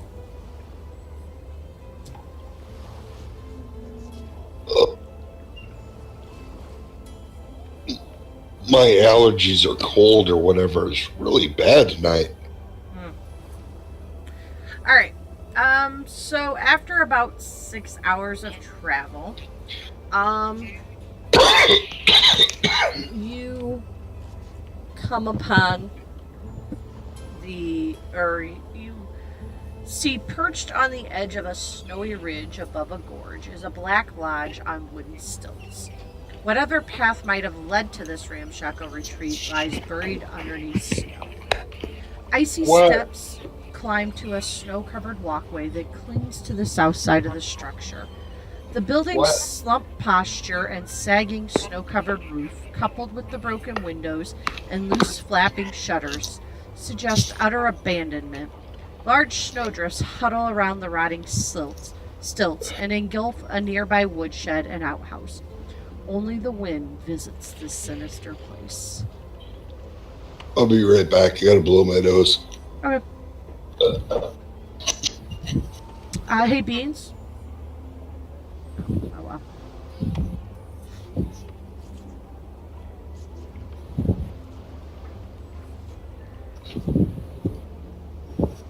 Alright, guys.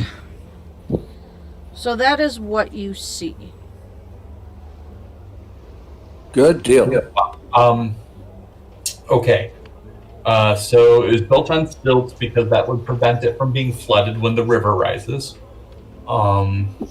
So that checks out. That's legit. Because this is a far north river. When it does get warm, there's a lot of snow melt, so the river would get really big during that time. Probably get up to the structure, but the structure itself it hasn't been maintained in some time. It does not appear so, no. Yeah, because there's like damage to the Sorry, I don't know what I missed. Ugh. I The just wood, described the the roof. cabins. Okay. Yeah. Did we get a picture? No, you did not. Damage to the roof, damage to the windows, damage to the board supporting the place. It's just all in bad shape. If this gnome was here, the damage that was done to this place doesn't seem consistent with about 3 weeks, does it, Mel? No. Yeah, it sounds like it's worse. All right. Okay. Yeah, so I'm going to point that out, that this could have been a lark. This could have been a what? A lark. Oh, a lark. I gotcha. I didn't hear you. Well, All we can do is go maybe we look. should take a look inside. Okay. So.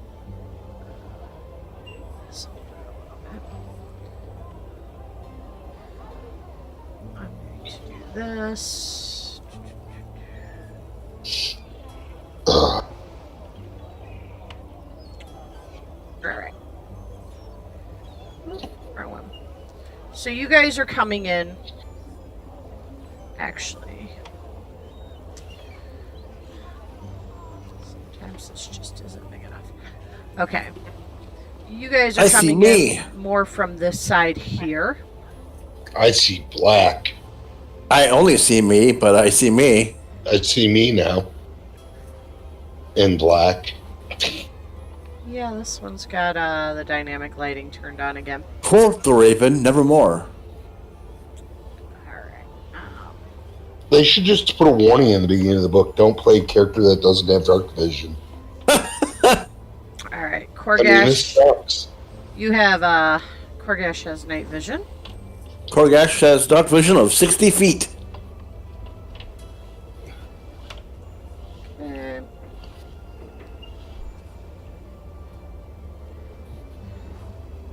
is that better, Korgash? That's much And better. Do you got a token, or do you got a torch there, Merrick? Absolutely. I've got one. Okay. Kikri has dark vision also. Yep. I hate the fact that this does this. I wish it would save your guys' stats when I put them in here. I click on save settings, but it never saves them. Okay. Kikri has dark vision. And you have Man, this thing is touchy. This is a small map. Excuse me. Okay.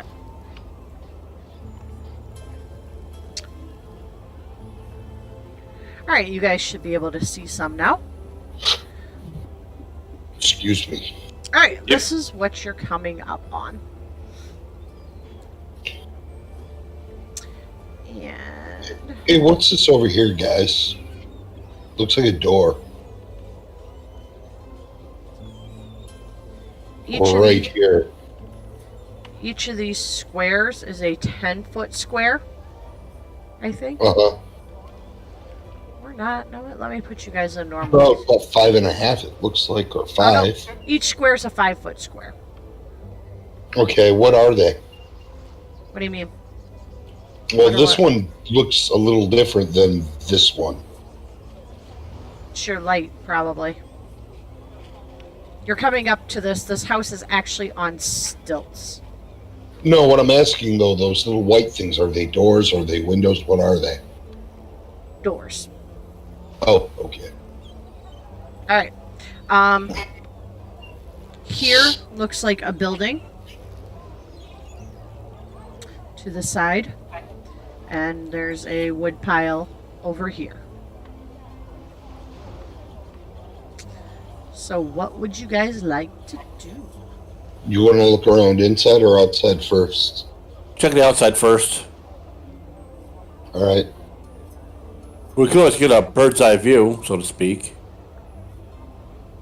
True that. No, that white dragon's just been hovering overhead looking hungry.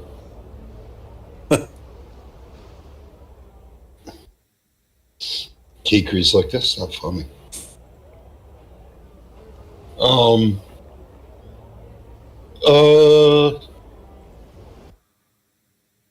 Kikri, would you like to take to the air or would you rather not?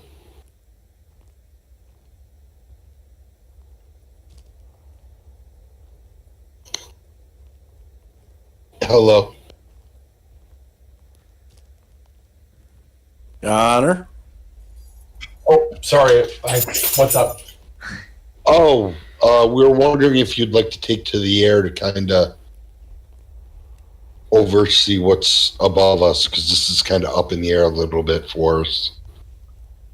Maybe after we take a look here on the ground. Okay. All right, so whatever this is here, you can go check that out. Okay. I guess I will. Oop, that didn't work.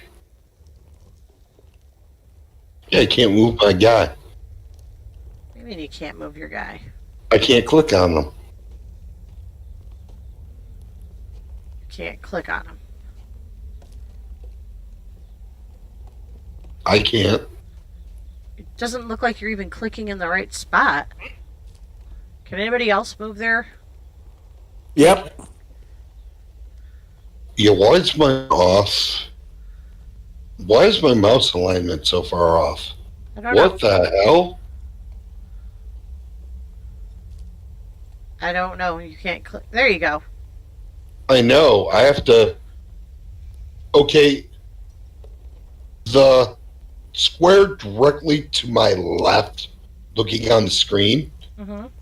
is where my character is according to where I'm clicking and stuff.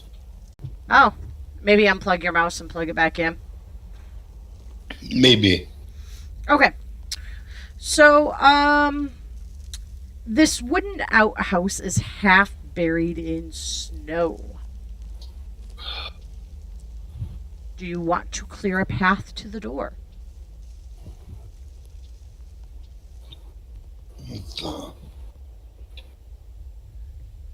I do not know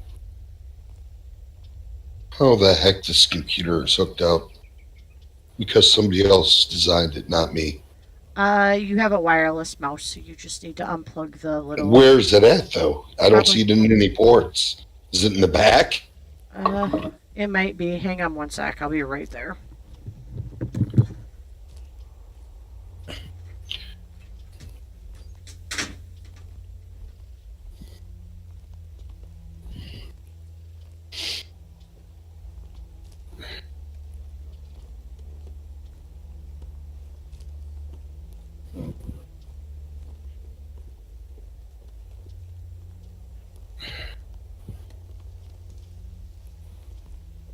Yeah, it didn't start doing that. She's changed maps.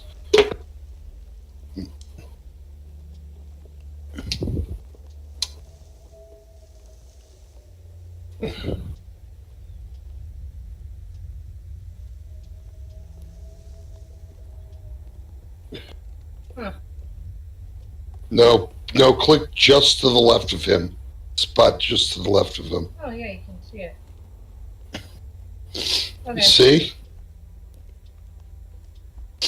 I can put you back on. Maybe that'll fix it. That'd be great if you could do that. Thank you.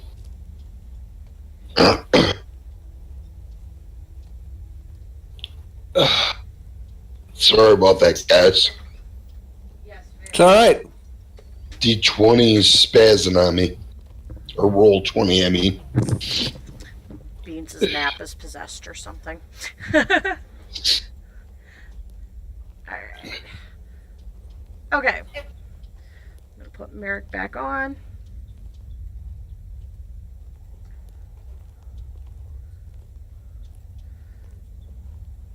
Still have to Hold on. click it off to the side. Oh well, there's nothing I can do about that then. You're just gonna Okay, have to- I'll play it that way. That's Okay. fine. Alright.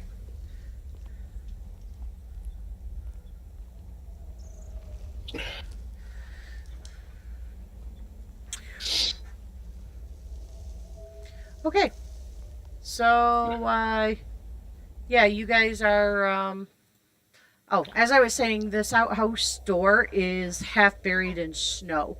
Are you going to, uncover the door to look inside? Ugh, sounds like all kinds of bad idea, but Yes. Okay. somebody with dark vision, please. All right, you clear a path to the door and peer inside to find a stack of discarded notes and blueprints. It appears that somebody was using them as toilet paper. Was using what? Using them as toilet paper. Well, hello. Well, he really feels good about his designs. It's the United States in 2020. Yeah, right? All right. Where to now? What are the notes? Sitting beside the outhouse in like the actual seat hole. Mm-hmm. What are the notes? What are they of? They just look like discarded notes and blueprints. nothing matters. Doesn't appear that way, no. Looks like some guy named Fargo used to live here. Was trying to write a book. I used that book as toilet paper a long time ago. You don't even need toilet paper, do you? Don't you just kind of fly up and poop down?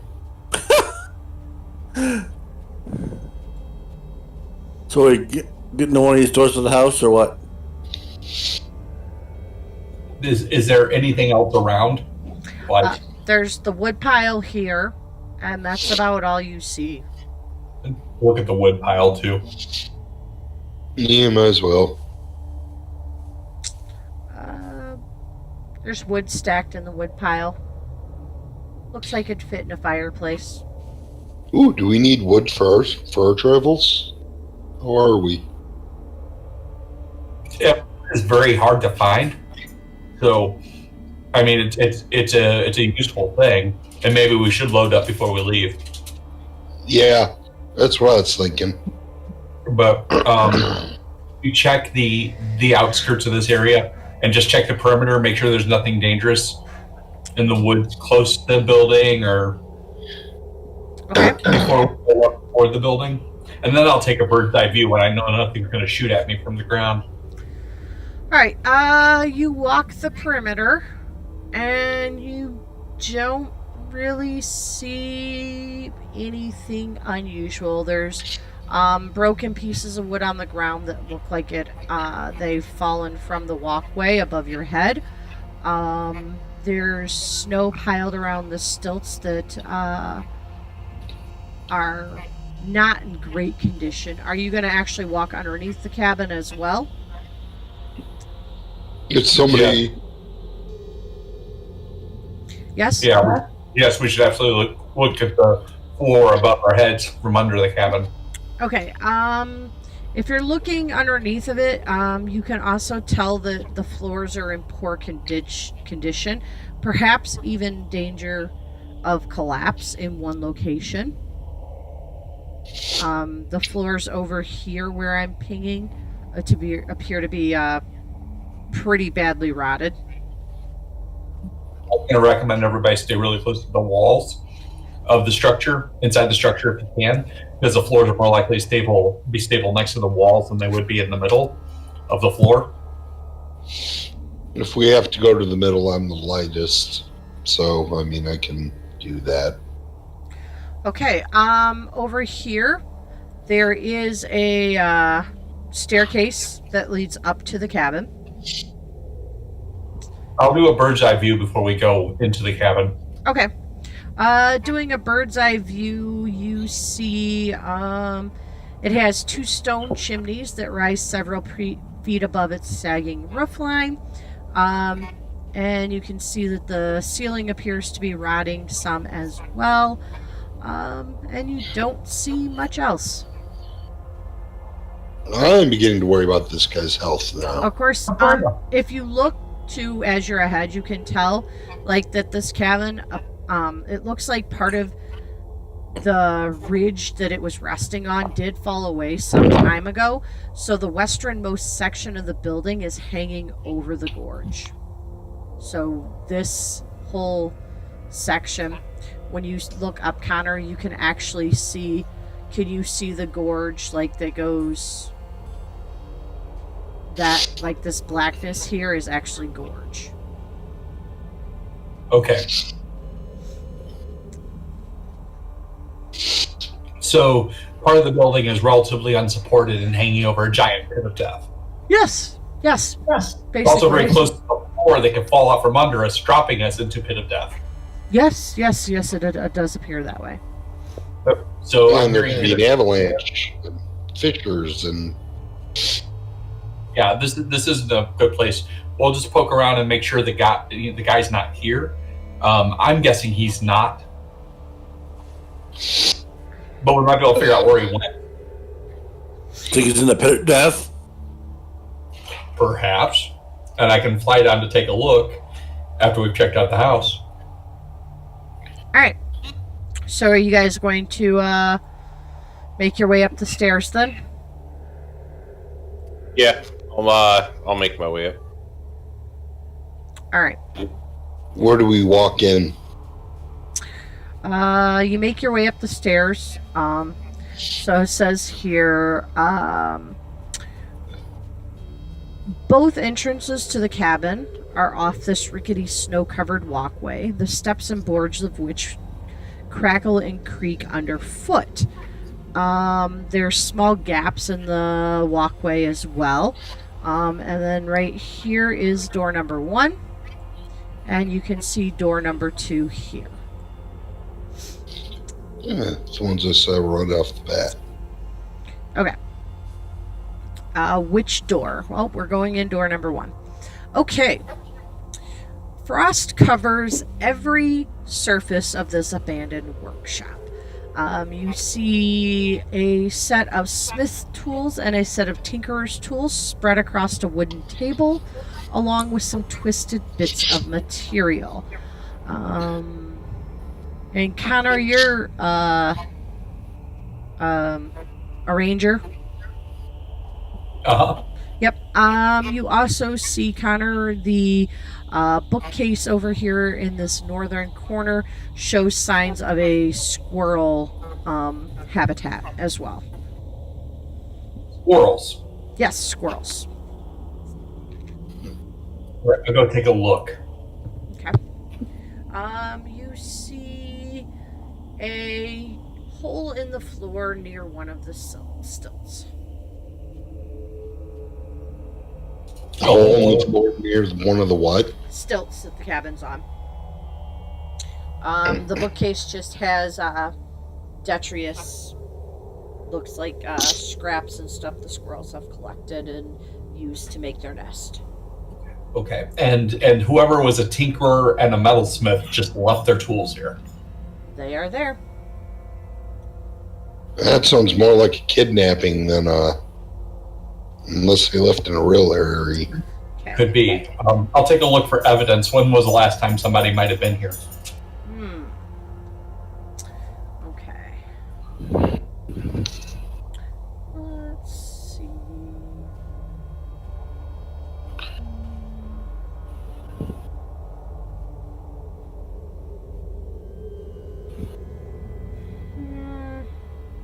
Do you have to roll for that, Connor? Or do you just... Or the DM, you tell me if I Okay. need to roll. Yeah, go ahead and roll your tracking or whatever it is you do to see what you can see. And you guys do see, those of you with vision and torches, you can kind of see here and here are windows. Huh. Are the windows blown out? Nope, they are intact. Oh, that's interesting. Ow, cat. Can I borrow those glasses?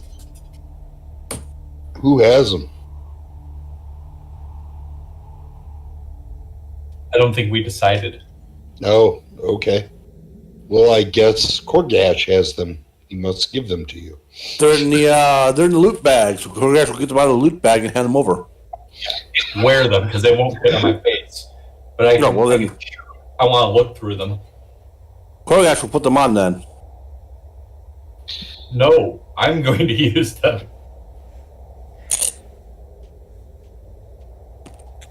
However, wait. Something seems wrong. It appears that somebody may have passed through here, say, no more than a week ago. Oh, okay.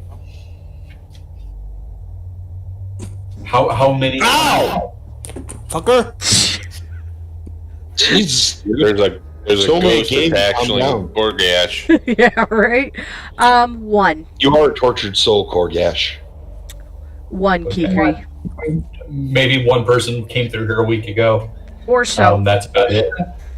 But the place itself looks like it's been run down for a lot longer than a week. Mm-hmm. Yeah, so that's weird. Okay, and I'll point Maybe that he out. has multiple residencies. Like, just kind of like places he stops. Maybe I wouldn't stay here very long. I know that. Of course, Can I he's got use investigation to get any other information? Sure, go ahead and try. I think I'm going to try that too. So what sort of information are you guys trying to get? We just want to make sure Kikri's accuracy. Actually, I've always trusted Kikri before, so I will now.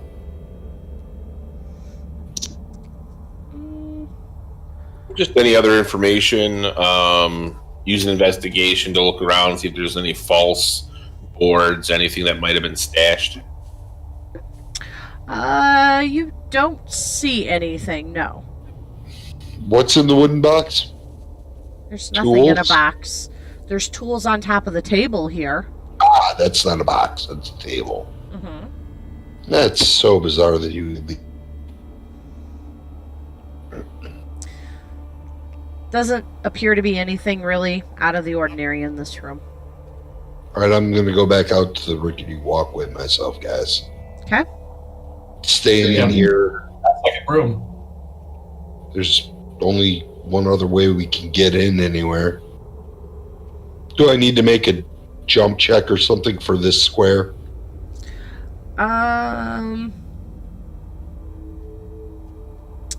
Yes.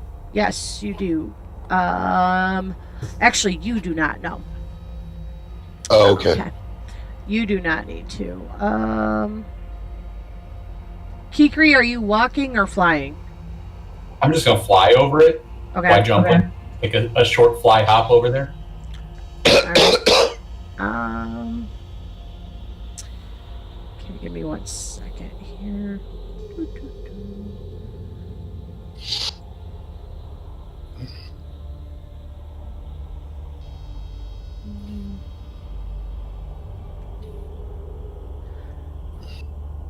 Kikri, how much do you weigh? Very little, actually. Yeah, bird bones are really light. Because you're carrying 97 pounds of stuff. I think I only made my character weigh slightly, like around 100 pounds. So you're about 190 pounds with everything you're carrying. Yeah, I'm probably about 190 with everything I'm carrying. Okay. Because I want to say when I built him in Beyond, he was 5'2". All right. So when you make your short hop from here to here, this section of the walkway collapses. So go ahead and make a dex saving throw for me. I wasn't going to make a hop to this location. I was going to go right to the door. Anywhere through here. You said you were going to make a hop over this or a quick flyover, so you're going to fly through the door too? Yeah, where my character's standing right in front of the door. Yeah, any section of this, anywhere you would have touched down. Okay, and you said, what do you want from me? A dex save.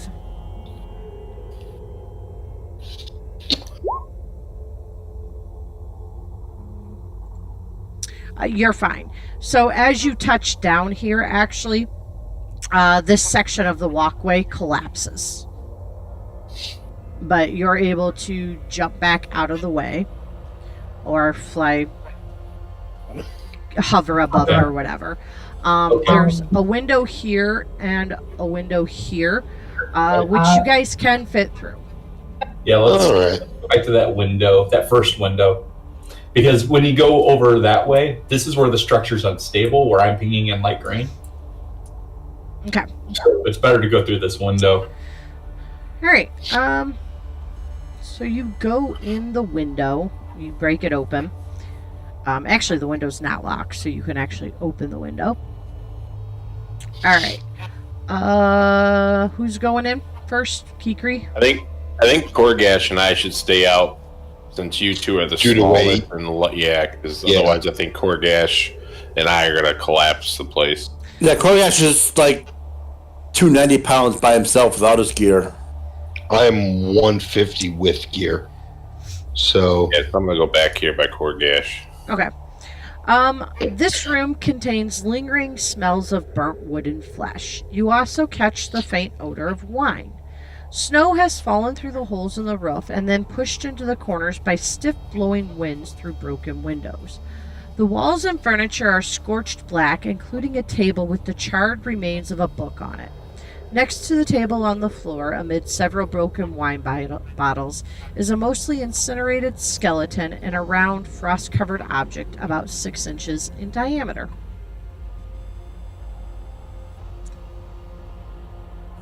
So there's evidence that this place exploded. Does it look like a person exploded? Did I misunderstand that? A mostly incinerated skeleton is on the floor. Oh, okay. Yeah. This blaze didn't explode a person. Why do you think a person exploded? I'm gonna look and see if I can find evidence to center the explosion. Okay. Go ahead and roll your investigation. I'm gonna roll an investigation on that too. Okay. All right. That's 24. Well, he got it for sure. Not me. Okay. So Kikri, here by the table, or I should say here by the table, is the skeleton, and a round object on the floor. It appears the blast originated from the skeleton area.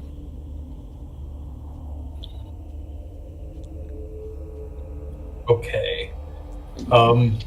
Can we tell what it was? Like, what kind of creature? How closely are you getting?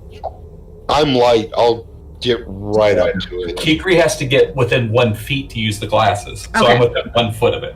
So you guys are getting up close and personal up here. All right. So enough of the charred skeleton remains to suggest that it belongs to a male human. Little remains of the clothing. Any insignias on the clothing? Are you actually searching the remains? Yeah, I'll get in there. Okay. You are getting in there searching. In your searches, you do actually find an amulet that shows no sign of damage at all. The pendant and chain are made of gold, and the pendant bears the symbol of 2 hands cupping the sun. You also see, now this is in the skeletal remains, you find the amulet. Next to the skeletal remains is a 6-inch diameter gyroscope featuring 2 scorched rings inlaid with runes and a dense chunk of coal at its core.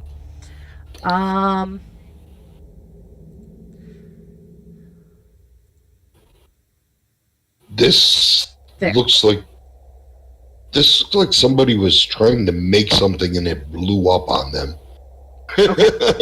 So, are you you're picking up the amulet? I'm assuming when I was going through the body, I probably did. Okay. Okay. That's probably a holy symbol. Yeah, I don't know. Okay. But I would have touched the amulet. Okay. I wouldn't have touched whatever that is because I don't know what the hell that is. Okay, so you pick up the amulet and it's in perfect condition. Yeah. About that. Okay. Connor, as you're looking around too, you look at the book and you see that nothing remains of this tome except ashes and a badly burned spine, upon which you can discern the letters ETHER. It's obvious that these letters were part of a much longer title, but you don't know what it is. Okay, so the book has the word ether written in it. Right, but you can definitely tell that it was like part of a much longer title. How much of the book is intact? Ashes and the spine. And the spine is badly burned as well, which only leaves those 5 letters. Probably wouldn't hurt to take it. It's not going to hold up. We only got 5 letters from it. We'll just ask. Yeah, but I mean, we could take it to somebody else that might be able to identify it. I mean, it might not be the only book of its kind.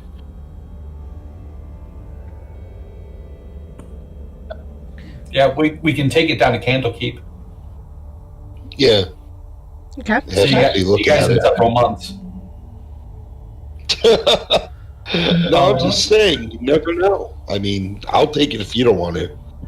I don't see any value to it, and you can't reconstruct a book that's been destroyed, even with magic, short of a wish.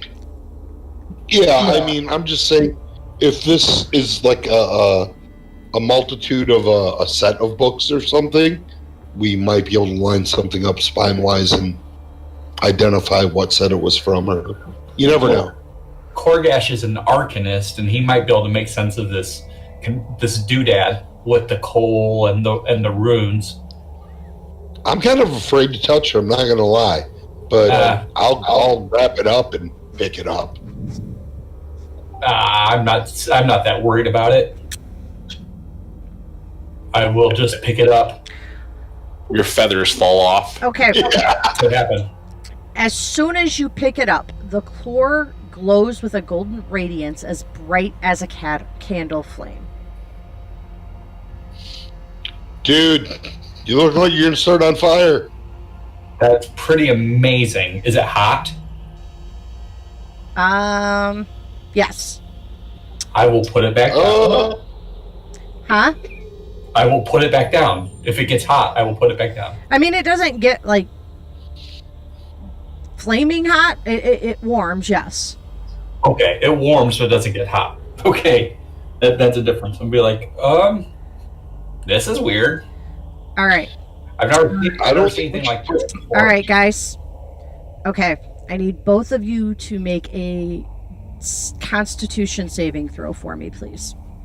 Oh, there's doors on the opposite side of us, too. Huh. Very interesting. Not to do with poison? No.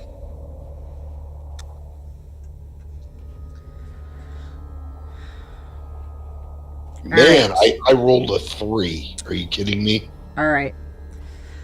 Okay. I'm going to blow my inspiration. Okay.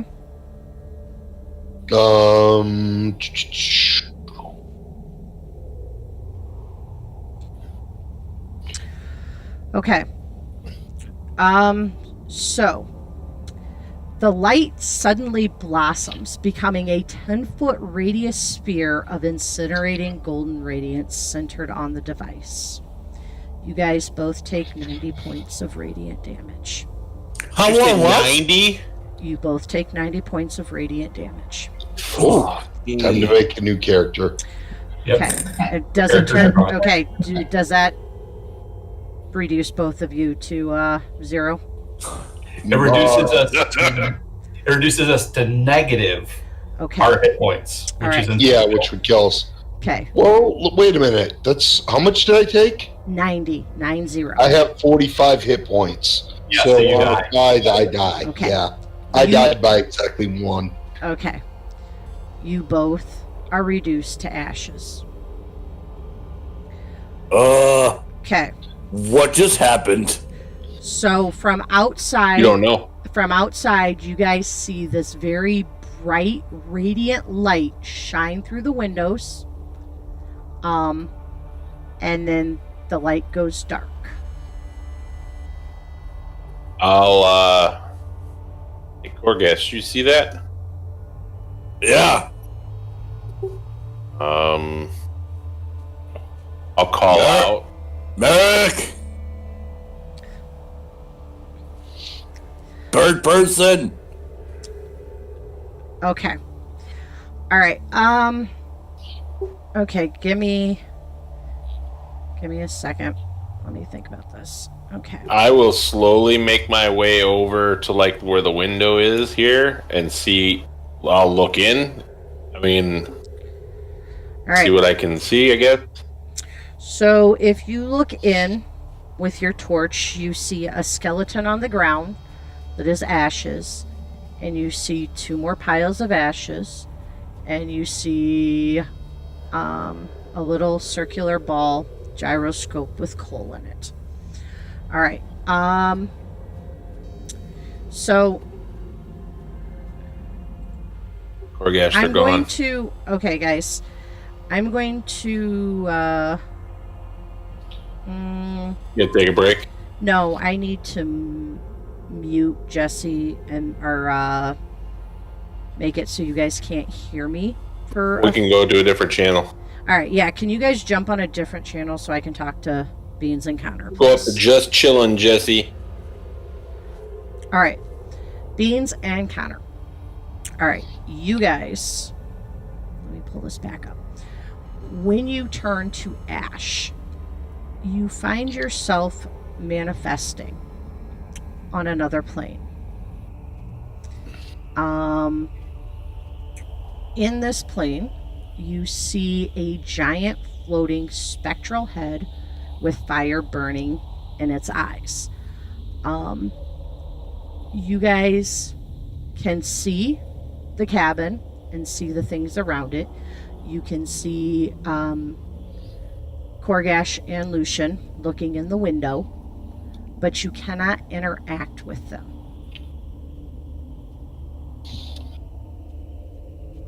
How can we tell it's another dimension? It looks different. It does. It does look different. You have manifested in the ethereal plane.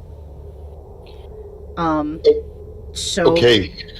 you can see the difference there. Okay, you can tell the difference in it. Now, while you are in the ethereal plane, there's a few things. One, you guys can choose to appear as anything you want.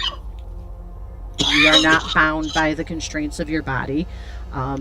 You can choose to appear as a giant glowing green blob, or you can choose to appear as a freaking mouse, whatever you want. However you choose to appear is however you choose to appear. And yeah, so there's a few things there. But what you can't do is interact with Lucian or Korgash. The other set of bones. Uh-huh. Is there a person there? Or do we see another person in this dimension? Yes, you see a giant floating spectral head with fire burning in its eyes. And that's probably what these bones were. Okay. I will make myself a glowing symbol of Yandola. Okay. And Connor. I'd look like myself. Okay. All right. So just so you know, that's you guys have a flying speed of 30 feet. You can hover. You can pass through solid surfaces that are visible on the material plane to explore closed off parts of the cabin if you want, whatever. There's checks that you guys can make as well. And you can also, as an action, you can attempt to exert up to 5 pounds of force on something to try to move it or do something like that. So there's a few things that you guys can do while you're in the ethereal plane. Okay? I'm going to look at... No, But- we can't communicate with our party members. You cannot communicate with your party members. I'm going to and look at Salt. I'm not exactly sure how I want I don't know how I want this to play out because they believe that you're dead. You guys are dead on the material plane, but you're still in the ethereal plane. So It's up to you guys if you want to try to find a way to communicate with them or how you guys want to play it out. All right. Okay. Right now, I'm wondering why I haven't gone to the Great Beyond. Probably.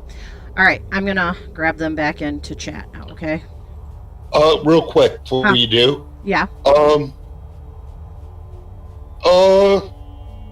Quick question. I know Yankees have this special sword that cut a wire so you go from the plane of existence. Mm-hmm. Is there, like, do you actually physically see that string in this plane of existence? No, Okay. you do not see a string.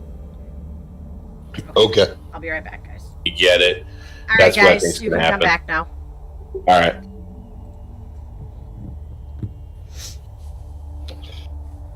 Okay, I'm rolling. Okay. Alrighty. So, yeah. You guys look through the window. You see a couple of pile of ashes on the ground. You see a gyroscope with some coal in it. And then you see a skeleton that is mostly ashes on the ground as well. But you do not see Kikri or Merrick. I'm gonna ask Skull who he is. Okay.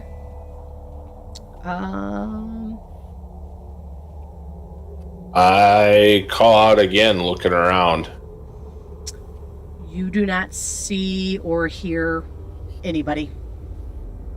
Do I have to be standing next to something to apply that pressure, or can I do it from a distance? No, you have to be touching it. So you ask who the skull is? Yeah. Why, I am Macretus. That's the guy we were looking for, isn't it? Yes. All right. Cretus, I don't suppose you know how to come back to life because, yeah, this is a problem for me. No. I'm stuck here. If Why I are knew we how all- to do so, I'd do so. Exactly. Why are we all stuck here? This doesn't make any mistake. I don't make any sense. I shouldn't be here.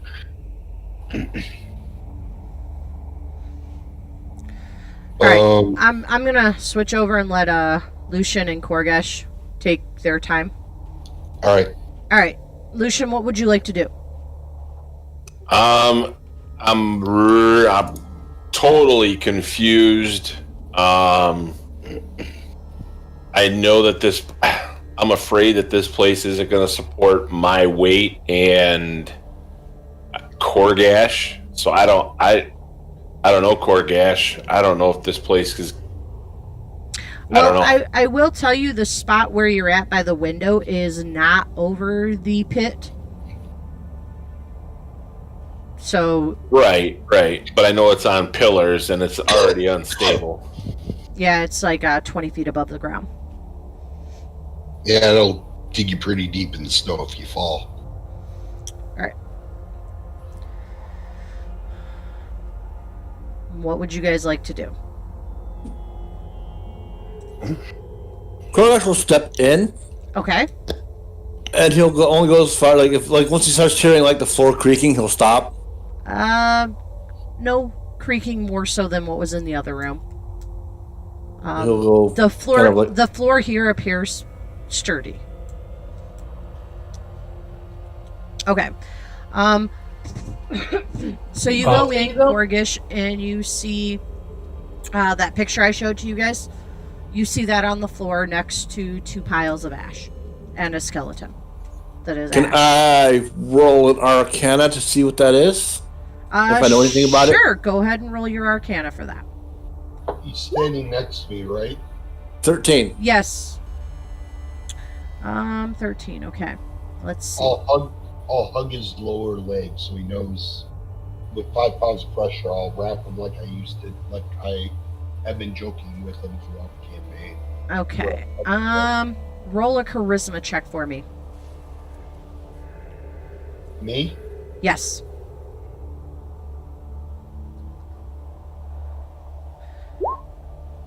Oh my goodness. Nothing seems to happen. Okay. Let's see here. Your Arcana check. Did you pick it up to check it? No, Okay. I'm looking at it like your observing Arcana, it. Your Arcana check reveals runes on it. But you cannot.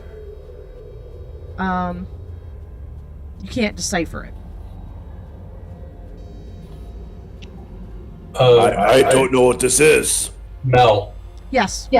what can I do? You can exert 5 pounds of pressure to attempt to touch something, pick it up.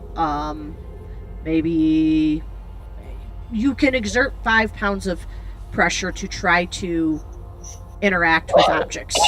How you choose to interact is up to you. Perfect. So everything around here is ashes. Yes. So I'm going to draw a circle in the ashes around it while Korgash is spying this thing, and then write danger fireball. Okay. Roll a charisma check for me. Speaking from another realm. So difficult. Nothing appears to happen. Okay. Alright, so yeah, Korgash, you're not getting much off of this other than it's got some runes on it. Do I see Kikri? I can see Kikri, right? Yes, you can see Kikri.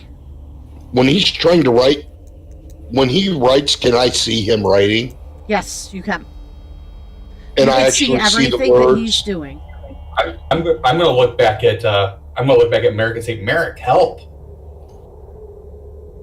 I'm going to look at the ashes under me and I'm going to put a circle in. I am literally going to put, don't touch, need help. Okay. Roll your charisma check for me.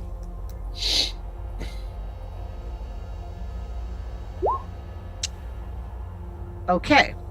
So, Lucian and Korgash, as you are standing there looking at this object, you see the ashes start to stir a little bit, and seemingly out of nowhere, you see a circle form, and then you see the words, "Don't touch, need help" appear. Korgash, don't touch the ashes.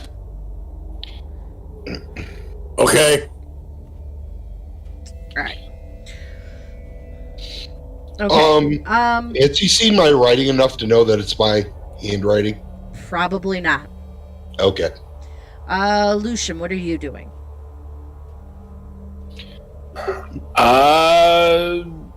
Oof. I guess I'll step in cautiously Oh, okay. and make sure that, if I start hearing creaks or feeling it shake, I'm diving out the window.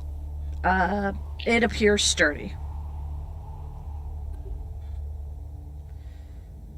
I'm looking around thinking that there's a ghost or some sort of paranormal creature that is trying to communicate with us in the ashes. Okay.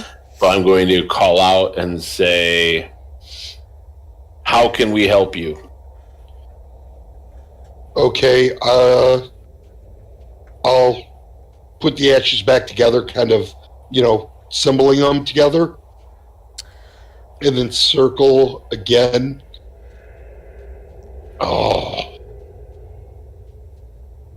And put stuck in, what'd you say we were in? Well, you might not know where you're at. Does Kikri know where we're at? I don't know. Does Kikri know where you're at? No. Of course not. I'm sure Kikri probably doesn't know either. I'll type in not dead, Okay. but not alive. Okay. Roll your charisma save again. Anytime you interact with something, you have to roll a charisma save for me, okay? Okay. Okay. So, Lucian, as you're looking down, Korgash as well, you see the ashes pile back up again and then kind of flatten out and say, not dead, but not alive. Actually, it's in my square. The heck does that mean? But they're looking at it, so I'm just explaining what they're seeing. Okay. How long have you been here?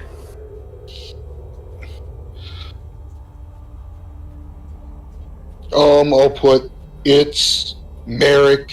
Kikri is with me. Charisma save. How long can I keep these good rolls up is the question. Yeah. Not that Nothing long. happens. All right. Okay. So, Korgash, what are you doing now? I'm gonna look around the room. I'm gonna. When they wrote, "Don't pick it up. It's dangerous." Would I know they're talking about the ashes, or would I know that they're talking about the amulet thing? You don't know. You don't really know, honestly.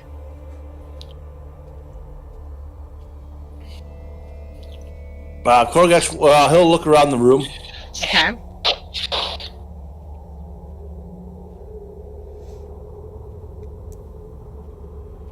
Yeah, I guess I'll investigate the room with Korgash.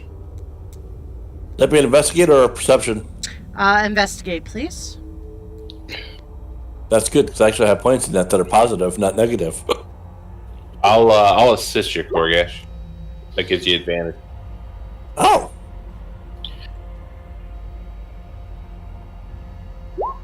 So 15. Okay. So looking around the room, you see the two piles of ashes. You see the skeleton on the floor. You also see on the edge of one of the piles of ashes, you see an amulet that looks to be completely untouched, unmarred, unharmed, because it would have been dropped when they turn to ash. And then you see the spine of a book, or what remains of a book, left on the table. It looks like the ashes are disturbed because you can see that somebody has picked the book up, looking at it. And you see 5 letters on the spine of the book that spell out the word ether. However, it appears to be part of a larger title. Okay. So there's another amulet other than the one that I saw with the runes all over it? The thing you saw with the runes all over it was not an amulet. It's a gyroscope. Oh. With coal in the middle. Okay, so I'll pick up the amulet. Okay. Can I make an opposed check on that? For him to pick 5 up pounds. I wanna hold the amulet so he could feel me resisting him. Sure. Go ahead and try to make an opposing check to see if you can hold on to the amulet. Or at least make him realize something's trying to not have him pick it up.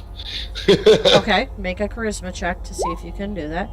All right, so when you go to pick up the amulet, Korgash, you feel resistance. Yes. You feel resistance as you go to pick it up, like something is tugging on it from another direction. If you pull hard enough, though, you're going to be able to release that tug. Okay. You release the tug, and Merrick, you actually kind of get pulled forward a little bit in the ethereal plane towards Korgash as you're holding on to this object. Can I enter his body? No.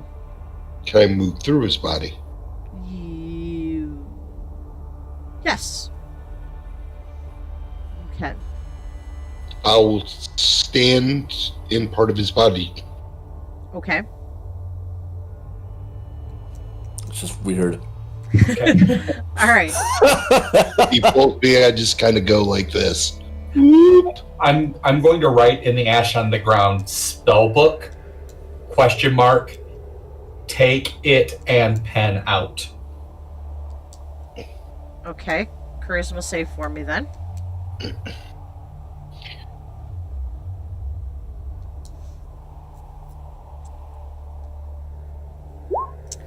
Okay. So in the other pile of ashes here, you see the word spellbook appear and take it and pen out.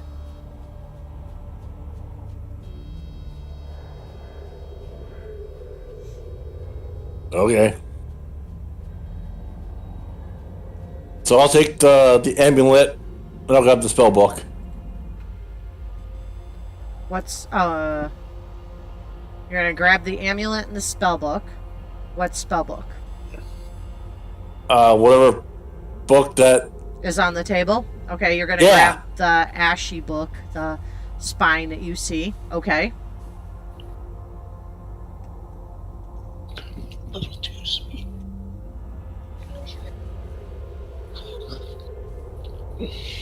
I'm going to write no your spell book, Korgash, in the ash. All right. Roll your charisma. Roll your charisma save for me again. Orgash, another word for asshole. Oh, Does it take? I'm going to keep doing it until it does. Okay, keep doing it until you get a thing. So, add another bit of. It took me 15 seconds to make it happen. Okay. All right.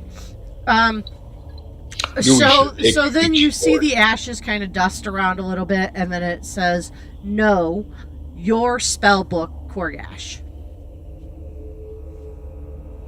I've got my spell book on me. What do I gotta do with it?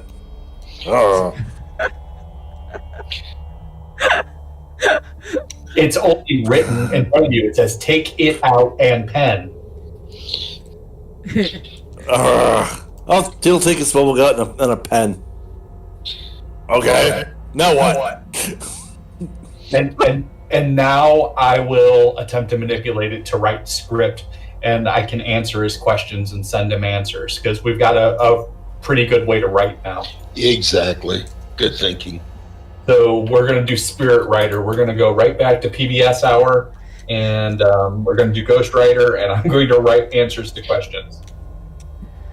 So I'm going to write, Korgash, I know you're smarter than this. Listen. Merrick and I are stuck in weird spirit world limbo with a third person, Macretus, the person we came to find. The object, when you pick it up, emits a fireball that will turn you to ash and send you where we are. We want to get back, but we don't know what that's going to take yet. We're asking him. Okay. Okay. You can talk. Korgash will start. You can talk to us. We can hear you. Okay. Should I look through this? Korgash will start looking through the book that was on the table, or is that book called Ash? It was I'm ash. gonna smack Korgash on the ass and move right over here. Okay. So, okay. All right. What now, guys? Ask Macretus what he was doing, what that object is, how it works, why it disintegrates people. Okay. He will tell you. And mind you, when he's speaking with you, he is very arrogant, Condescending. egotistical. And he will tell you that he was building the Summer Star. He was trying to end the everlasting rime. And yeah, he wanted to. He's actually very egotistical, and he's like, well, you know, I just wanted to win Lathander's praise. Is that so wrong? But he's he He's says a gnome, right? something. No, he's human. Oh, That's right. He's just a skull now, anyway. Right. He says that, how is he gonna say that?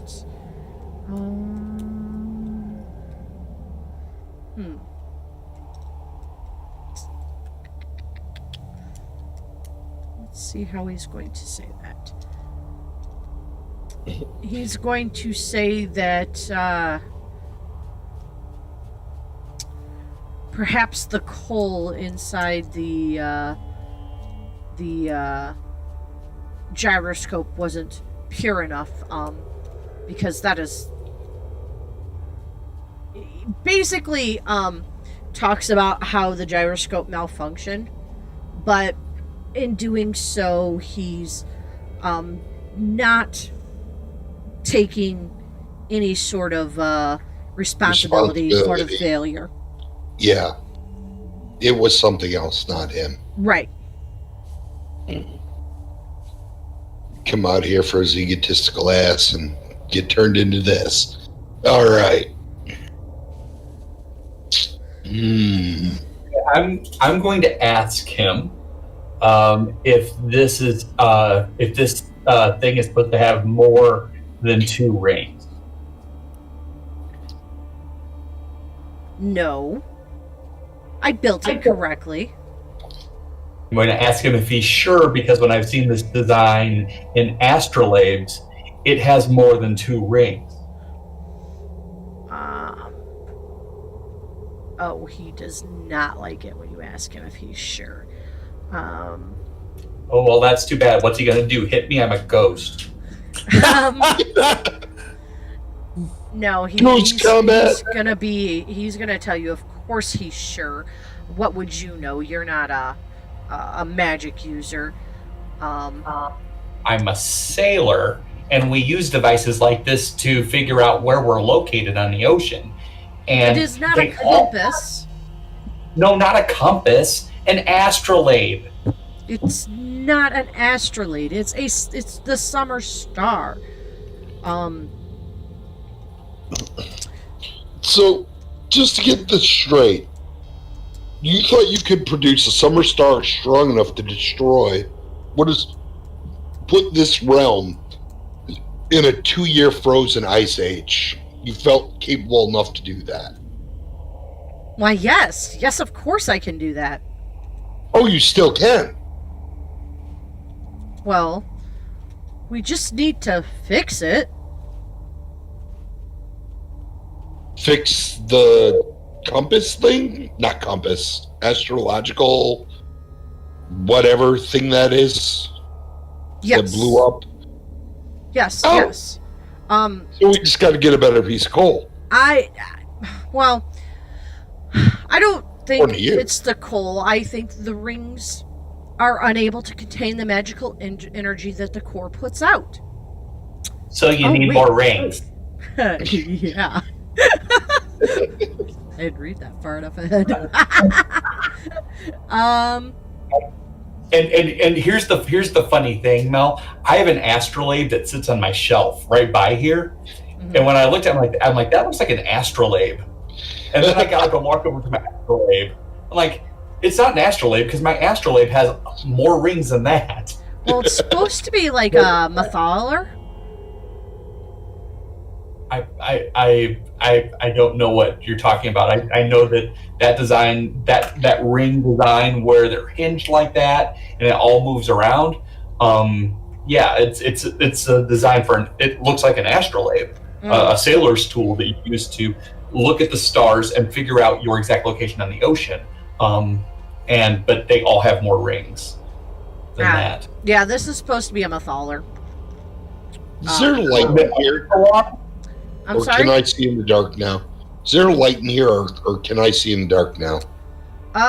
You can see on the plane, yes. Okay, but yes, he does say he believes that a third ring needs to be added to the device. However, Right, yeah, 'cause you need to be able to rotate it in 3 dimensions in order to figure out where you're supposed to be. And he'll be like, however, that new the new ring has to have runes like the others. Can you help us out here? Do you know what those runes should look like? There's runes on it. On The the exact same rooms. They'd be on each ring. Yes. on the new ring, it should be the exact same. Yes. Okay, so Yeah, start there. we How got if to we start. only had a dwarf that could, like, make a ring? We have the tools. You had one. We have the I know. tools, scraps in the other room. The things that you would need. No. So they need to be able to craft the ring and mark it with the proper runes and set it around this object. Yes. Okay, so I'm going to try to detail it as best I can. So I would write the device is incomplete. It's much like an astrolabe. It needs to have 3 rotating rings, and I will attempt to sketch what I know an astrolabe looks like because being a sailor helps.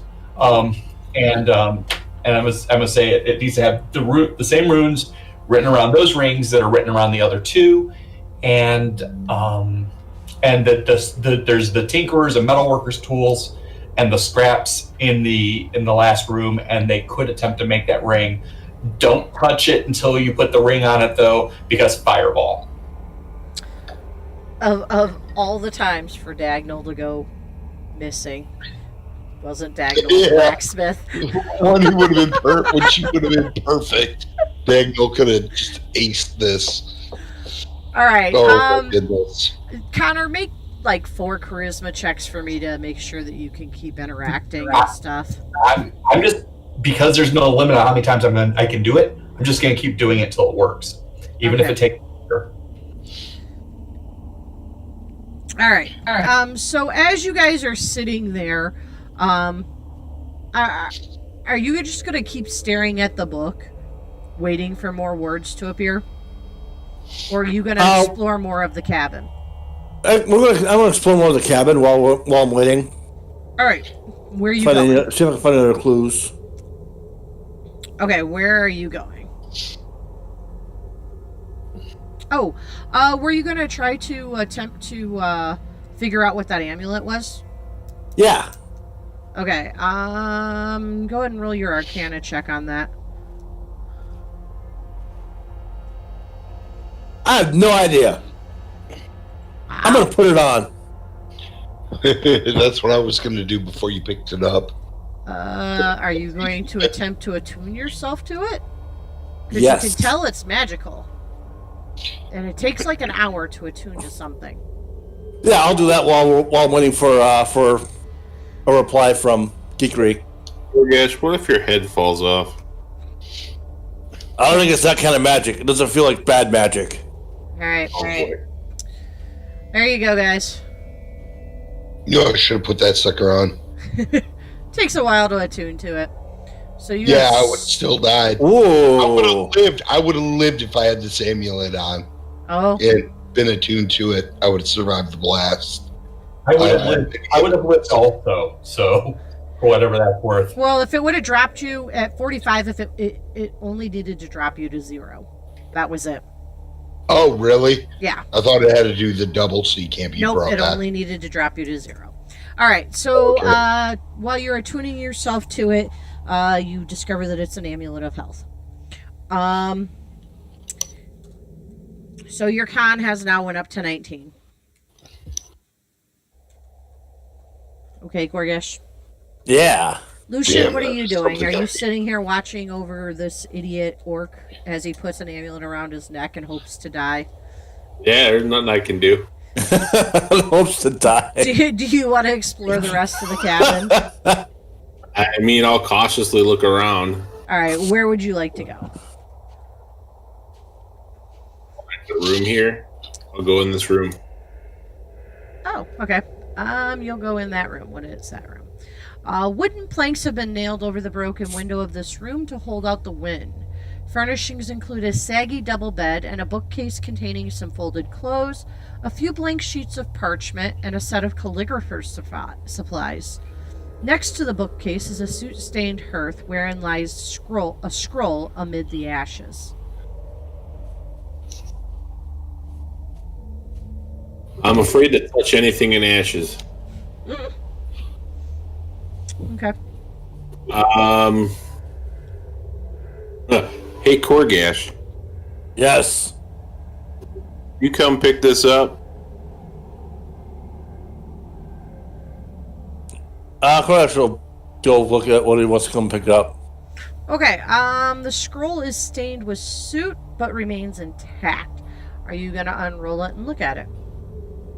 Yes. Okay. When he starts unrolling, I do take a step back. Alright. It is a letter, and it is written in common, and it says Macretus. It's addressed to Macretus. I've had enough of this damned relentless cold. I feel it creep into my bones, my head, my heart. I'm heading back to 10 towns for a decent meal and a warm bed. I fear this endless winter has numbed your mind, and any tinkerer worth their chains can see the summer star is a fool's errand. Maybe without me here to incessantly complain to you'll finally snap out of your obsession. If you truly insist on dedicating your remaining days to this doomed project, might I suggest that 3 is better than 2? I considered telling you before, but you were particularly rude about the dinner I made last night. May the light of the morning Lord protect you. Copper. I have religion, Mel. You want me to roll it, or can I figure out that that's Morning Lord, the god? No, you know it's Morning Lord the god.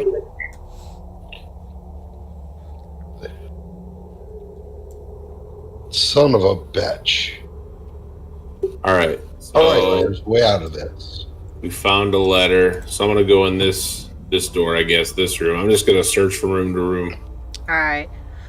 And Beans, are you following him around as he's doing this since Connor's sitting there chatting? Connor's chatting with Korgesh. I'll go with Mook. Okay. A stiff... Could you move me to where he is? Yeah.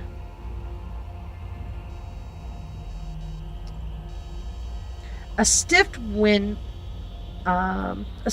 blows through the broken window in the east wall, causing the tattered gray curtains to billow and flap like angry ghosts. Snow covers a bed and much of the surrounding floor. This room is pretty much unfit for habitation.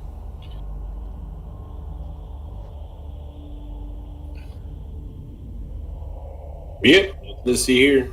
I'm gonna write something on the snow on the bed. Okay. I'm going to write, you have to make another ring for the coal. Well, you know that Kikri's already writing that, right? Oh, Kikri is actually... I thought Kikri was walking around. No, Kikri's writing in the notebook. I know that. Yeah. And I just want to make sure, since they've separated, he has that note. And I just want to make sure he understands what that note is saying. A third ring needs to be put around the coal to make it safe. Because isn't that what that note meant? That's what it sounded like to me. Well, you already know that a third ring needs to go around it. I know that. Does he know that, though? Who? Mook. Not yet, because he... That's what I'm telling him on the snow. Okay, so you're not waiting for Kikri to finish telling Korgash that.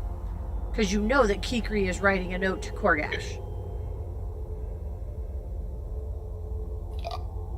Yeah, but he just found this note. I just want to make sure he knows too. It can't hurt, whichever one figures it out first. Okay. Go ahead and try to write a note then. Alright, you write a note that it needs a third ring in the snow. Okay. What's Heck, next? I'll put this is Merrick. The coal needs a third ring. Okay. So you put, this is Merrick, the coal needs a third ring. The coal object needs a third ring. Okay. Because I don't understand it as well as Kikri, because I was never a sailor. I just know it needs another ring from hearing him say it. Okay. Alright, so you see that note appear. You see, the coal needs a third ring. Yep.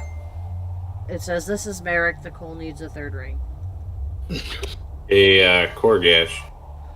Ah, I lost. Yes. This is rather weird, but I just got a message from Merrick in the snow. It says something about the coal needs a third ring. Do you know what that might mean? Okay.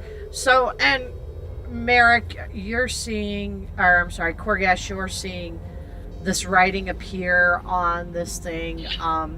I would say after about a half hour, I'm going to say Kikri gets most of the way through the explanation, so he's explaining about this thing and how you need to add another ring with the runes on it and stuff like that. And if you look in our chat, you can actually see I took a picture of my astrolabe, and I wrote on it. Here's the center. Here's ring 1. Here's ring 2. Here's ring 3. So you can sort of see what it looks like when it's done. I actually sent the real picture of it. Yeah, I saw that. Where's it at? It's in our group chat on Facebook. But since your phone died, you could probably go grab your phone and look at it. All So right. I want to look for a third ring for this thing. No, Kikri explains to you that you're going to have to make one. Yeah, and I wrote in a notebook that the tools are in the other room and the scraps are in the other room, and you're going to have to take the time to make it. All right. Lucian, this room contains Yeah, go a ahead. fire. Go ahead. I'm sorry. No, go ahead. Okay, this room contains a fireplace and 2 empty bookcases. Tacked to the walls and strewn across the floor are frost-covered blueprints. Face down on the floor next to one of the blueprints is a tiny man made of clay. Oh boy. I'm gonna investigate and see if this is anything useful. Investigate what? The blueprints and Um, the little clay dude. okay. The blueprints, do you have any Arcana knowledge?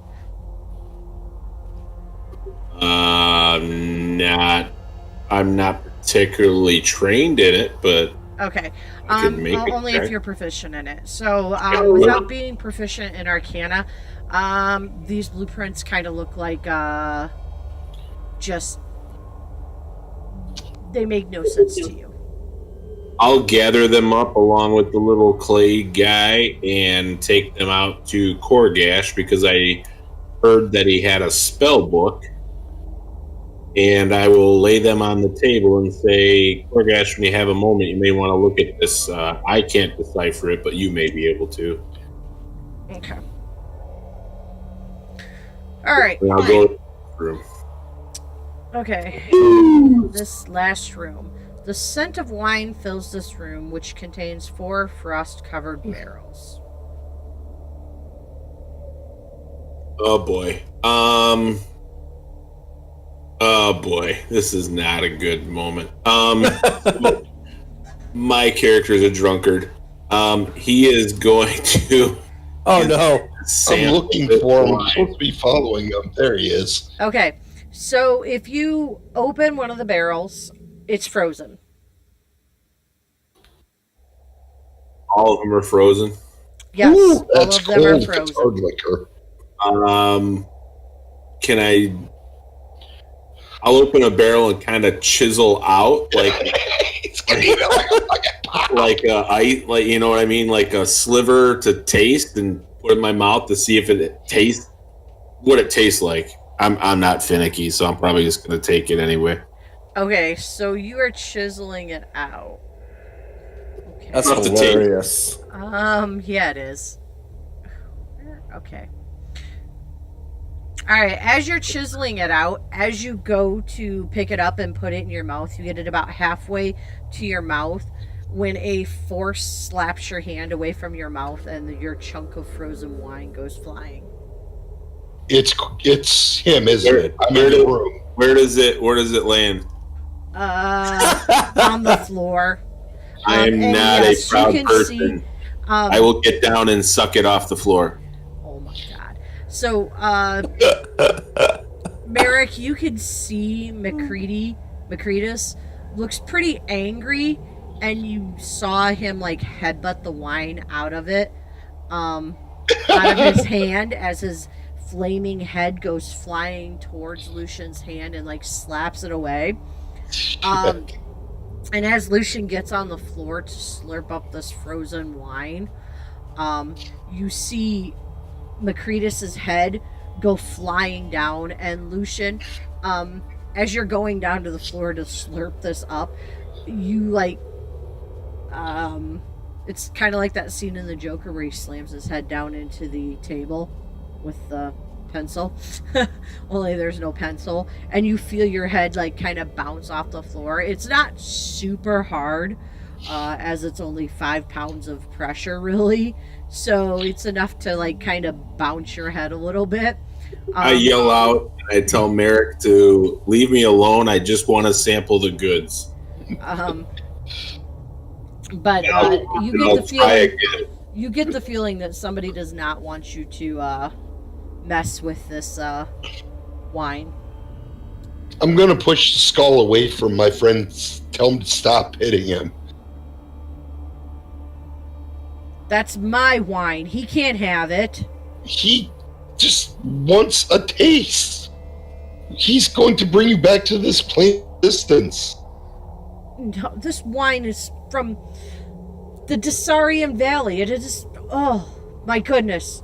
It is my private stash of wine. Oh, you know what I think? I'm gonna climb on top of that wine in my ghostly form, and I'm gonna take a ghostly whiz on top of this wine. Boy. Should start to melt it pretty quick. No, it does not melt. Because even though you get ghostly piss on the wine, it does nothing in the real world. Wow. Okay. Well then. Here's the bad thing. Wait, I have a question. Isn't there a chance that there's a leaking sound onto it because I'm trying to interact with it?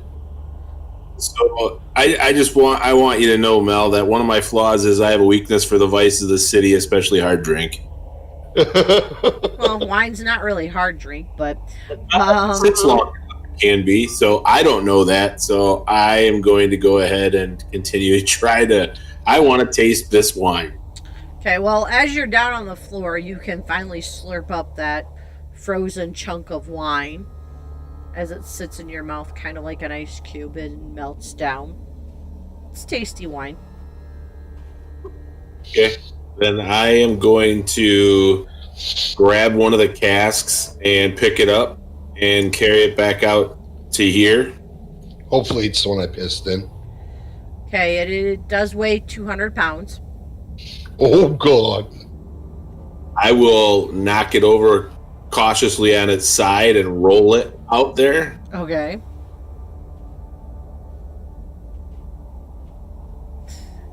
Okay. Or I'm just going to pitch it over and let it smash. It takes you a while to roll it over there. All right. In the meantime, Kikri has finished explaining to Korgash exactly what needs to be done. Like Korgash will follow Kikri's directions to the letter. Once he's got the materials from what's his butt. So Kikri, you're gonna have to come in here and use or Korgash is gonna have to come in here and use the blacksmith tools. And okay, do you have any skill in blacksmithing? No. That's what the dwarf was for. The dwarf forge. Okay. Why? What are the odds, Mark? What are the odds? Okay.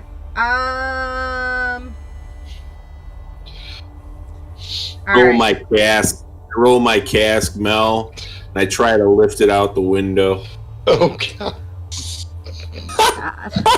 Jesus Christ. You got a halfling pissing on wine. Hopefully the one he tried to move. Alright. Okay. Yeah, you get it.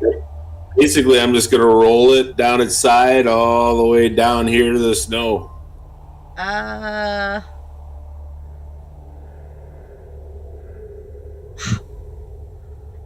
Okay. You roll your cask of wine down into the snow.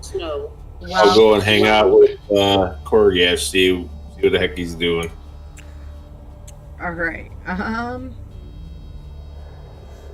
Okay. Wow. Alrighty. Yeah. Let's see. All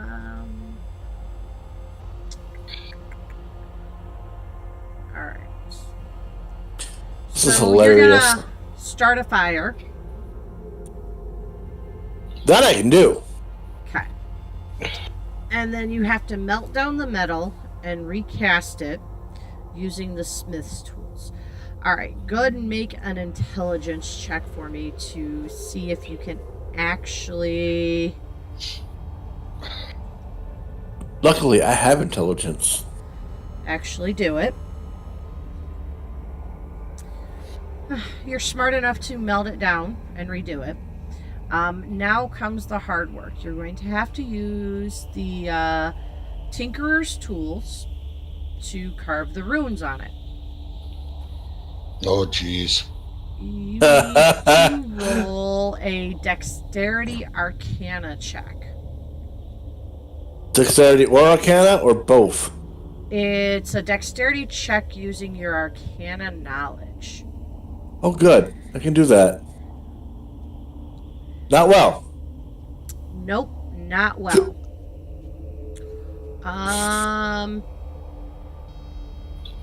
Yeah, the runes don't... Well, okay. Well, before you do that, actually, you need to be able to see what runes you're sketching on it. Aha, I do. So, You gotta go get the thingamajigger. He doesn't even have to pick it up. He just has to look at it. I know, but it's in the other room. True story. Yeah, so I'll go back to the other room. okay. Into here. I'll look at the runes, and I'll try to draw them out in a page of my spell book. Okay. And then once, Barata. that's done, I'll go back in here and then I'll try to do the carving. You want me to reroll my I Arcana? didn't say every single syllable. Yeah. Roll your dex, and then add your arcana bonus to it. So I was going to shit Arcana because I had no dex. Thing anybody can do to help him. Yeah.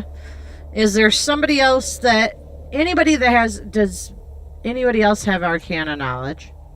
I got a question. The super smart wizard, can't he somehow impart or help him with these etchings? Or is he busy being a stuck-up butthole? I'll look at him. I'll be like, can you assist him? Okay. McCready will try to assist him, so go ahead and roll it one more time with advantage and see if we can get them right. One more time with feeling. Yes. Not that type of feeling. Oh no! Oh. Well, I did do my Kikri just right. my morning habits, and that means I have certain rituals that I must follow every day. Can I have a point of inspiration for that, and then use it? You already rolled that advantage. Damn. You can't inspiration and advantage roll. Oh shit! Okay. On the upside, the fact that we have that Korgash is alive is a huge advantage because the rest of us suck at this. We'd be screwed if I was in that room. Okay. Alright, I'm going to let you take 2 hours and painstakingly with Macretus putting his hand over yours and applying slight pressure, you're going to be able to carve the runes you need to carve with it. So you can feel Macretus guiding your hands the way they need to go to carve the runes. It's these big orc hands. You're just so clumsy. Sounds so creepy. Right? You All think right. it's bad? I'm watching Ghost here. He's like all wrapped around him, guiding his hands. Right? Whooping getting in there. Here. Okay. So Mud now, flying everywhere. how are you going to attach this to the thing? It's very carefully an answer. Can we, well, before he attaches it, can we ask the mage guy how to put it on? Without touching it. Well, he tells you won't be able to put it on without touching it. Great. But, Macretus will tell you that the magic should be spent now. You mean in the coal? Like it's not going to blow up again? Well, it shouldn't. Okay. Hey, Korgash, how is this thing supposed to be placed on there? I'm waiting for an answer on that one. I'll draw a picture of it. All right, so I see Kikri draw in the book a picture of how it's supposed to be placed. So my thought process is I don't want Korgash to get blown up and go bye-bye because he has Arcana knowledge. I do not. So I am going to attempt to go ahead and put this device together so that if I disappear, Korgash can continue to try and figure out how to get us back. Because, to be honest, if he disappears, I'm taking my cask and going back home. Alright. And I will Mighty make that brave. note, Gash, that is my plan. So I am going to attempt to follow Kikri's directions.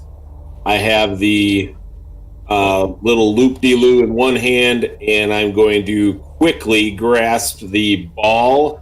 And, I mean, this is like a Mission Impossible scene. But I'm going to thrust the thing on it really quick to make sure it looks like the picture and see what happens. Korgash will leave the room before he does anything with this thing. Okay. You pick up the ball and nothing happens. So you pick it up and you take it into the other room where the blacksmith's tools are. And you weld the third ring to it. Okay. So you weld the third ring to it. And it works. Well, it works. You were able to get the third ring welded to it.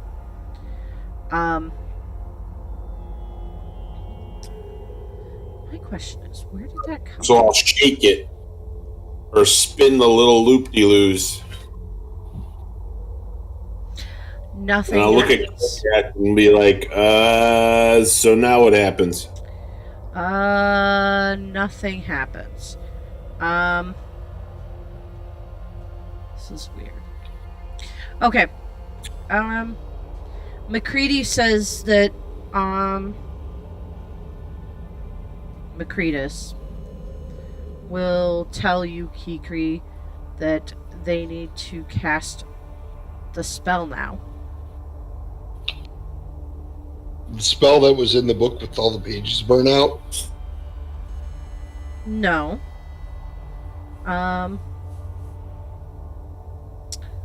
They have to. He'll tell you. McCready says, well, he must attune himself to it, and when he is attuned to it, he can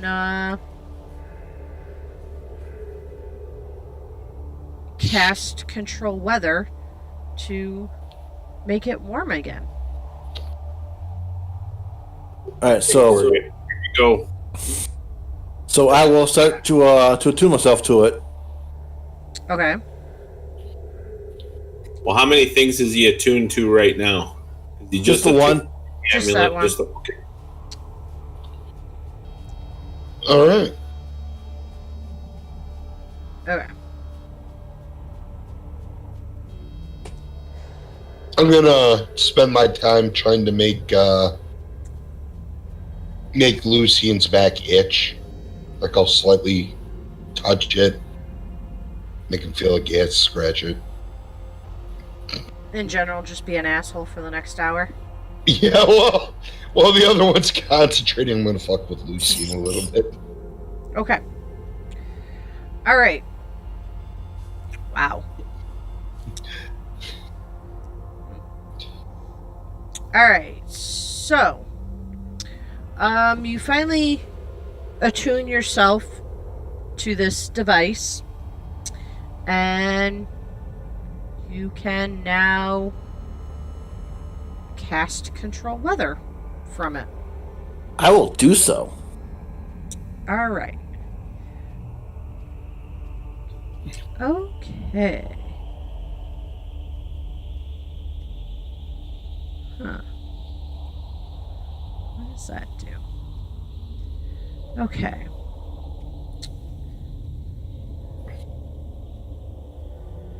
Okay. You cast control weather. And let's see. I'm assuming you're going to use it to cast control weather to make it warm. Yes. You could do it on the flask. Okay. All the ale will spill out.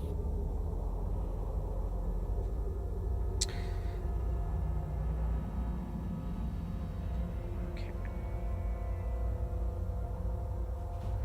So let's see what that was actually supposed to do. That's weird. It's the weird one because what you have to do is you have to determine the amount of is it overcast and rainy or is it clear? Then what the temperature is, then what the wind is. Yeah. Well, and I mean it's already Arctic cold out, so he's trying to move it just to cold. Excuse me, I'm sorry. What about the precipitation level? Is it overcast? Yeah, I would say it's overcast. I mean, and then windy, it's a moderate wind. Wind doesn't matter on whether or not the sun comes out. That's true. Overcast would. That's so weird. Okay. Let's see if I can get that to open back up. Oh, it did. Holy crap, finally. Alright, I apologize. When I went to control weather, it took me somewhere else. I hate when that happens. Okay. So it depends on how long it takes for you to change everything by one stage. So let's like Mel's roll, it's what, 20 minutes to change it by one stage? Yes. So it's going to take you 40 minutes after getting the spell to happen for you to go to clear. And warm is going to take you 60 minutes. So that's almost 2 hours. Okay. Alright. Well, Okay. on the upside, Kikri, we know we're not going to disappear. This guy's been here for freaking ever. Yeah, but he's a jerk, and I don't want to spend the rest of my existence here with him. No, I mean, at least knowing them taking time to figure this out is not going to make us pass on Okay. necessarily. All right. So, as Korgash cast control weather, a few things happen. Kikri and Merrick, as you see that the object is starting to work, you can see that Macretus disappears from where you're at. I'm going to run to where my body was. Well, you're already in the room here. So what No, I happens? meant Macretus disappeared, so I thought. No, Macretus disappears from the spirit ethereal plane that you're in. You guys, Kikri and Lucian, are Kikri and Merrick. As Korgash is casting the spell, Lucian, you notice that Merrick and Kikri suddenly appear in the room with you, alive, healthy, whole, nothing wrong with them. Kikri and Merrick, you guys appear back on the material plane, feeling good as new. You never feel right after death. No, you feel as good as new. No aches and pains, no nothing. No, but I mean the mental trauma. Yeah. You're not mentally right after being in the different Okay. plane of existence. All right. So that happens. Now, you guys each now have received a blessing. You have received the blessing of the Morning Lord. From here on out, every day, you guys get 10 temporary hit points at dawn. You gain 10 temporary hit points at dawn every day. That's awesome. Okay, what is this called? It's called Blessing of the Morning Lord. You guys each restore 10 temporary hit points every day at dawn. Or you get. Blessing of the morning? Yep, Blessing of the Morning Lord.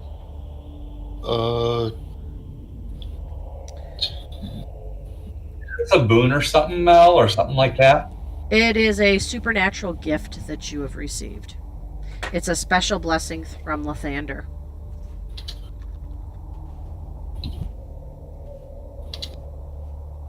After a long rest, essentially. No, each day at dawn. Not after a Oh, long we rest. don't know when that is, but yeah, we'll figure it out. There's no down. That's the trick. All right. Now.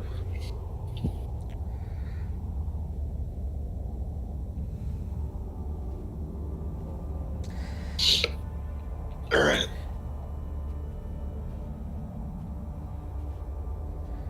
All right. That's awesome. What now, guys? That is awesome. Well, I guess we take our guy back to his buddy. I mean, anything else that we need to do? He didn't come back to his body. Oh, No, he's he's just gone. not here. He's gone. He is gone. He did. And it's warm. It is getting warm, yes. Okay. And how did we get here? Did we walk or did we have our little cart thingamajigger? You guys took your cart thingamajigger. Okay. I guess we go tell Mr. Knobberknocker that his friend passed on. Okay. I'm gonna go back in and grab another cask and roll it out. As you go outside, bright light shines from the east, a cold, hateful light, and seems to be getting closer. I think we should go now. Something bad's coming. We need to get away from where that light's pointing. Right. It is. And It is time to go. I'll have. Hey, Corgash, can you carry this? And the cask that I already have outside in the snow, I'm gonna have him carry it to our cart. The cask or the firewood? Firewood's more important. So that cask of wine is that's money. The wood around it will burn.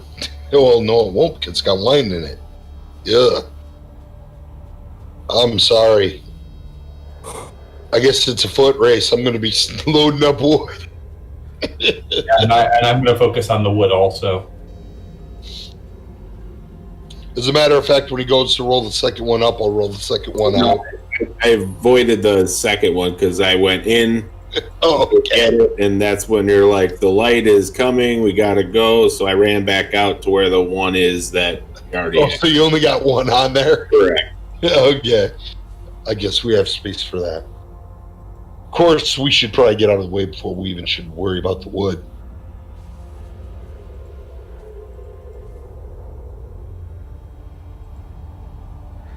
So, I want to get the fuck out of here, guys. Yeah, 'cause I can't imagine that hateful light is going to do anything good to us when it gets here. Yeah.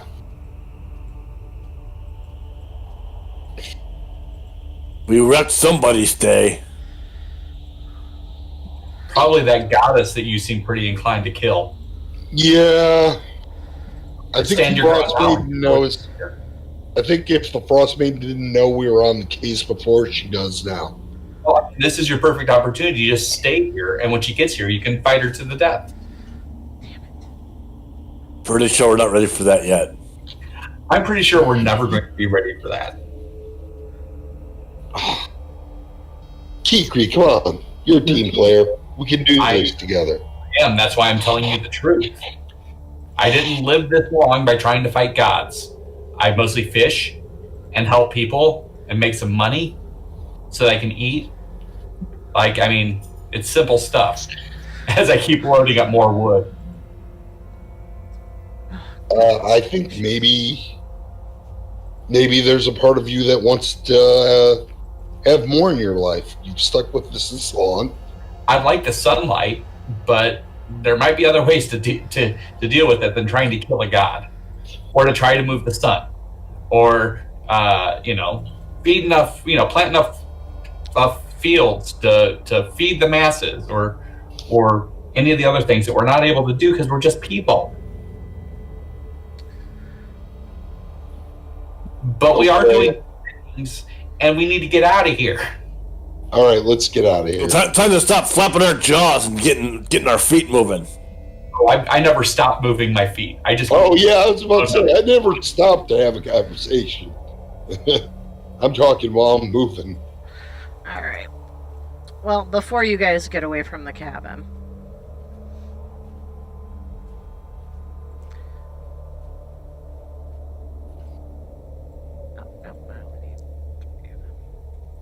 okay.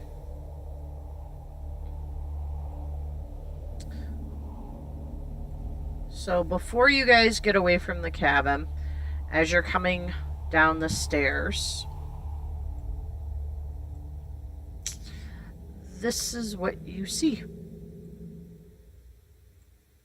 Oh, my bad. I don't know why you don't see these ones back here, but you see these. Could you move my guy? My guy will not move right with my mouse. I just moved him, and you moved him away. Okay. You see 3 ice mephits and something that looks like a White Walker from Game of Thrones. Oh, We got no trouble with you. that thing looks like White Walker. They emit a spectral light that is super, super, super intense. Wait, did we fight Mephits before, or weren't they friendly? No, you're thinking of Chwangas. Yeah, that's what I'm thinking of. Okay. All right. Where did? Okay, there's Lucian. Lucian would have seen them too as he was trying to run away with his wine. All right, everybody, go ahead and roll initiative. So weird. Trying to click on my character one. My mouse doesn't work. I think it's just this screen. Because it was Yeah, I like think you're him. right.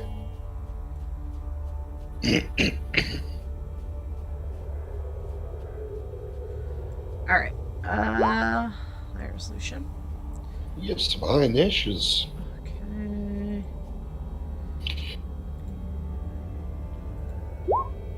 Man, mine's the highest initiative of them all. I should go first. Hey, wait. Yeah. Somebody beat you. What? Somebody up below it too? Got a 2. Straight up 2. Not a 2.1. Not a 2.1. A straight up 2. You know, that's the beauty of roll 20. That's Those fantastic. small points. All right, Kikri. So that hateful light is coming from that creature? From Not the one in the god. back. Not coming from the god then. No.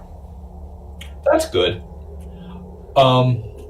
So I'm going to I'll point at him. I'm going to say, so you're the Frost Maiden's greeting crew, huh? Did he come to drop off decorative soaps? We don't want any. I don't know. I know you don't like soap, Korgash. And I'm going to swoop down and fly up. Oh, there are so many. Just the 4 in front of you. Ignore the other ones. Ignore the other ones that show up behind there. Yeah. Okay. So For some reason, I tried to move them to the front layer so I could control them, and it wouldn't let me. Okay, so I'm gonna come here and I'm gonna swoop down with my hunter's mark and my ambush ability. Okay. So it says that my walking speed increases, and I can, if I make an attack on my first turn, I can make an additional attack as part of that action. And if that attack hits, extra damage. So, first attack is a regular attack. Let's see what happens.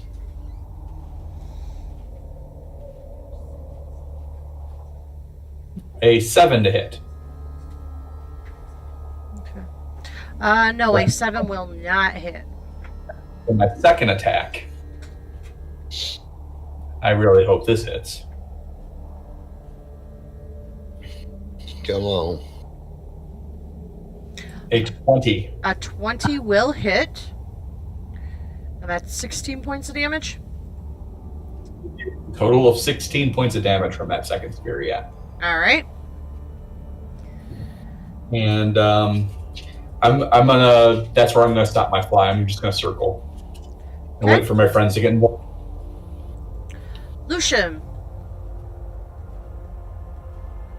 I am going to use my cunning action as a bonus action.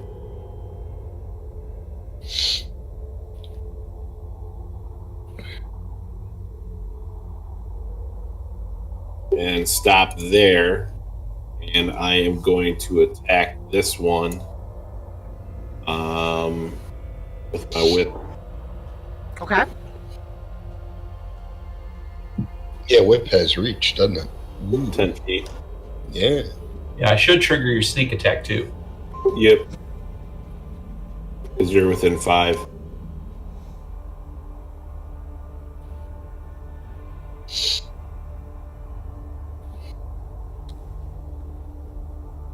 right. 21 will hit.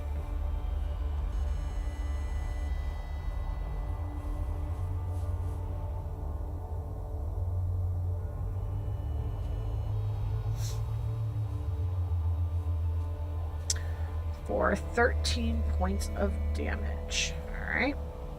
I'm done. Merrick. The steps going down, do they go down there? Or do they go down there? Straight down. There. So I have to go through all these exposed zones to get, like, say, to somewhere over here. Yes. Or you could probably leap off the side. Or you can jump here, which is a 5-foot jump. With a 5-foot start, I can jump my strength, did you guys say earlier? A 5-foot jump from a height is not going to do anything to you. Yeah, so if you move here, it's what? Is it considered another You'd movement? move down here saying and then move here. fall. Huh? Oh, it's closer to the ground. I thought Yeah. it was going down. No, it's a 5-foot totally- jump down. Okay, so I'll jump down there. One. To this one God here? dang it. Hold on. Yeah. That one? I want to get there. Okay, So if I can you jump go down to 5, here. 10, 15, 20, 25, 30. Yes. And then that way I'm still in his attack zone and I never entered either of those. Nope, that is correct. Okay. All right. And I am going to attack. I'm going to rage. Uh-huh. And go roar. And we are going to pierce this thing and take it out. Which one? Because the one that's already been hit. Both of them have been hit. Oh, I see what you're saying. This the big one or the. Or this, yeah. Shit. I'll go with the one on Kikri. Okay.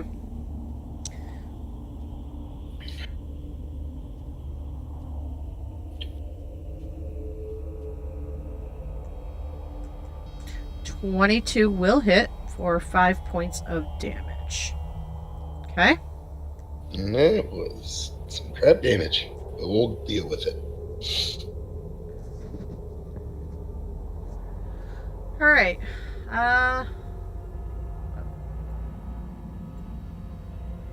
Okay. It is their turn. Let's see.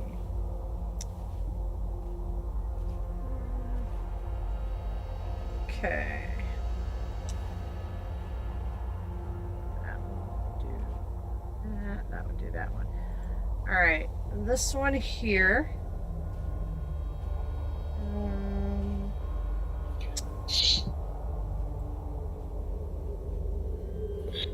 It's going to come up to Korgash.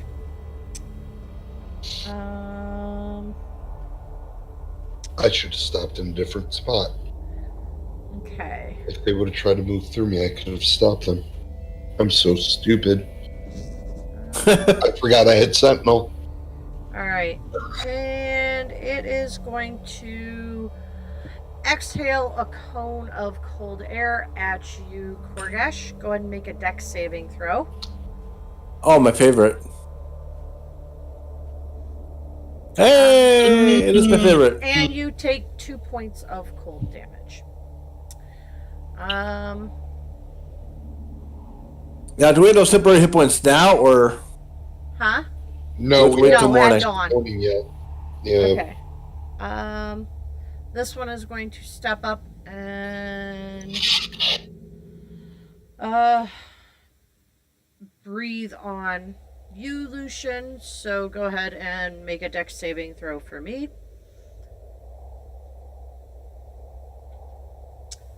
Okay, you take 2 points of cold damage. Merrick, make a dex saving throw. Okay. I just got to check something on that roll.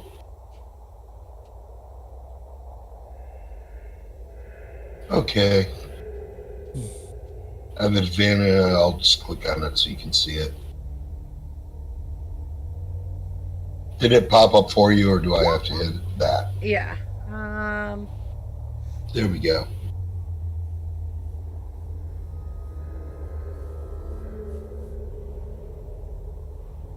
Okay, it's attacking you. This one is attacking you. And that's...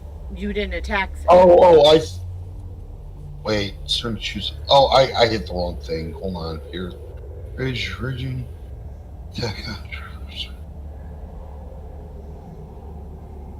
Yeah, I didn't attack. I'm sorry. I was thinking of the other creature on Q3. Okay.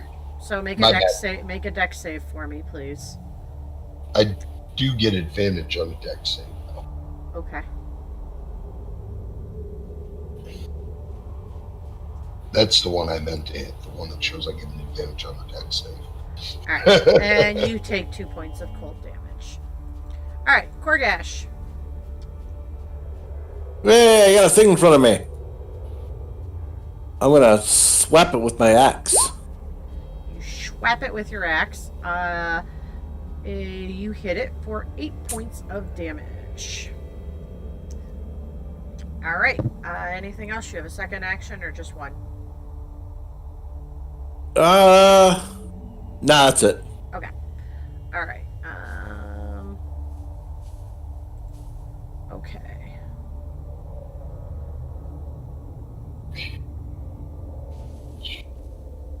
Okay. Connor. Make a con save for me, please. Is this an attack or some kind of spell ability? It's a bonus action. All right. So, Connor, a bright light came at you from this thing, but you managed to resist, and you are okay. And then it's a turn, and now it is going to attack Beans. And since it doesn't realize that, you know, we are a barbarian raging on him, he's still going to attack Connor, because Connor dealt more damage to him. Yeah. Okay. A lot more damage. Huh? Said, yeah, Connor does a lot more damage. Okay. So advantage at that attack? Yep, it is a Disadvantage. disadvantage.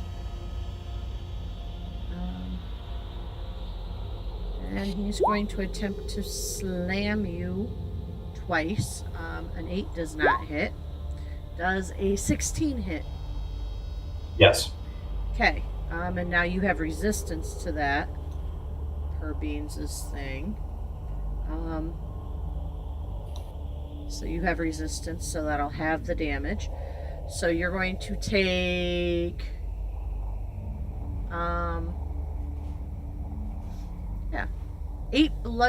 4 bludgeoning damage, since that's halved, and 14.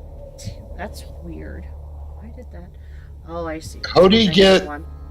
And How did that thing attack him at advantage? He attacked at disadvantage. And it rolled an 8. A 22 On the and first an one, and on the second one, it rolled a 16.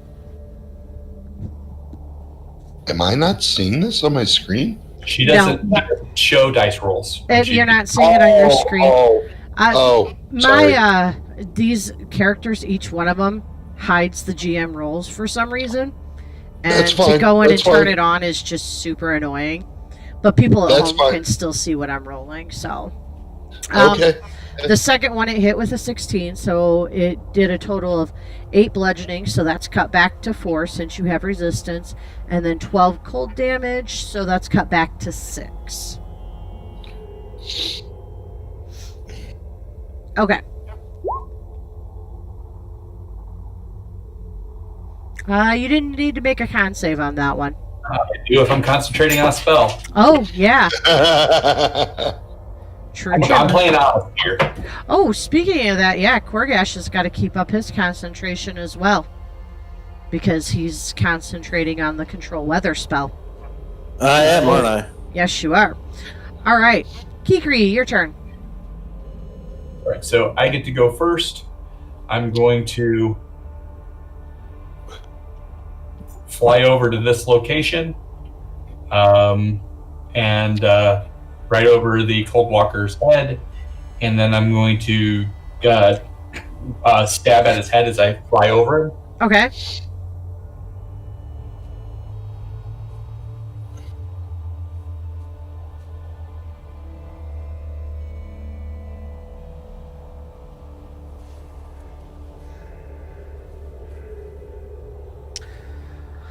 All right, a 21 will hit for 16 points of damage. Okay, Still standing. still standing. Tough guy. Oh yeah. And I'll rake him with my other hands as I fly over him too. Okay.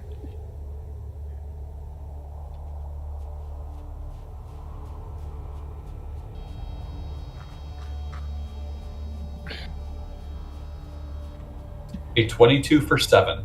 22 for 7, and it is still standing. All right. Lucian. Back off by 5. I have an ability that'll help. So this guy here just moved up on me, right? Yep. You can you've got that rogue thing though, right? Yeah, I can actually disengage from him. I'm not worried about that. I am. Well, it'll help. It'll help you. I got something that will help if you do that. Gotcha. I hear. Got you. All right, disengage. I can move back from them a little bit. I'm gonna move there. Okay. I'm still within range. Go the other way. Oh, that's all right. Okay. You're gonna attack that one again? All right. Yeah, attacking that one. So let's give this a shot. I tried. All right. 7 points of damage to that one. It is still standing. Okay. We get your sneak attack too. There it is. I know okay. it's not clicking up. I've tried it, but oh well. So there, I did 7. That one is down. Good. Okay. Next move. Merrick. Okay. Sticking to the big guy. Okay. Still raging, of course.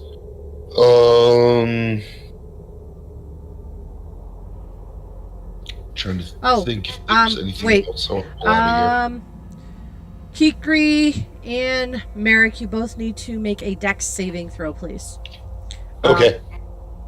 As that Mephit died, it burst into shards of jagged ice. I had a 22. Okay. And a 16. You both are fine. You guys each take 2 points of slashing damage from that. Okay.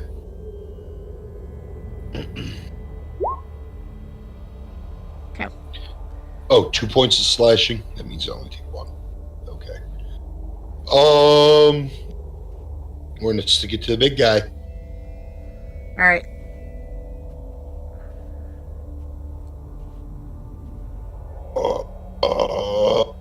I don't have advantage because that one's next to me. Damn it. Oh well.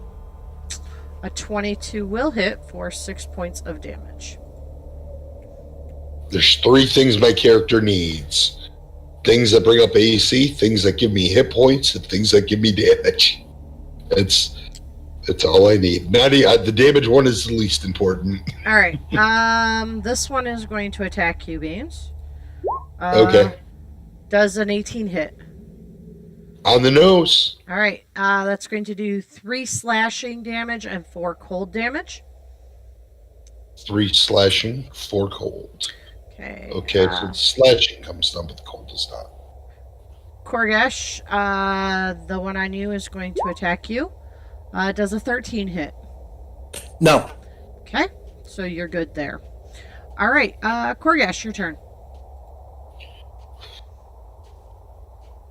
I want to slash with my axe. 15 will hit. Man. 14. Damage. For 14 points of damage. All right, go ahead and make a dex saving throw for me as it explodes into a shard of ice that tries to pierce you. All right, you take 2 points of damage and roll your concentration for the spell. Now, how do I do that? Constitution saving throw, DC 10. If you have inspiration, spend it. Oh, you're good. All right. So this one is down. Okay. And alright, Connor, this one is going to attempt to slam you again because you are doing more damage to it. And it, doesn't really realize that it has a disadvantage. Well, I have ancestral little specter things that are aggravating it while trying to attack him. But he probably wouldn't know any better if it was who he was attacking, why they're bothering him. Yeah, he's undead, so he doesn't have a very high intelligence at all. Yeah. Alright.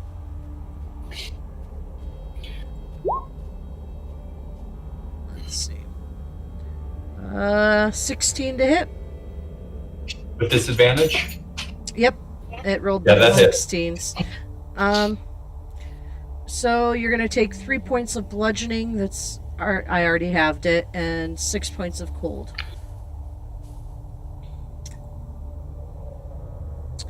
And it will attack you again. A 12 to hit.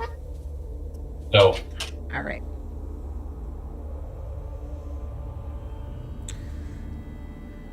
Okay. Kikri. All right, we need to knock this thing down now. Exactly. Like, please concentrate fire on it because I can't take another round of that. And that's even with...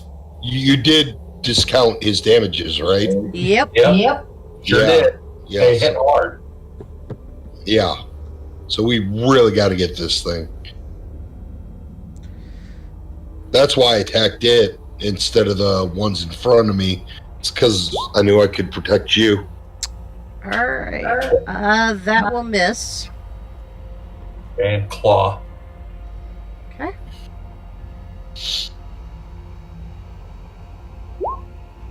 That will hit for 6 points of damage. Okay. Lucian. All right, so I'm gonna move here, and I wanted to finish my movement last time and do that, but I didn't. So Yeah. I'm going to go ahead and attack the big guy here. Whew. 9 will miss. Yeah. Do you have Oh, you have you have advantage. Yeah, that's why I flew over him, so you get advantage.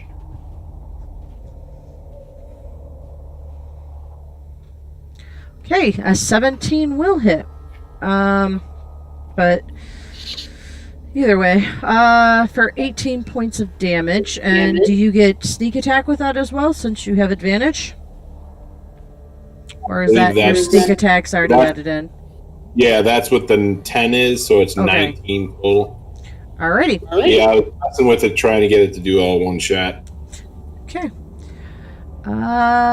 It is still standing. Merrick. Oh, I don't do much, so let's hope I hit here.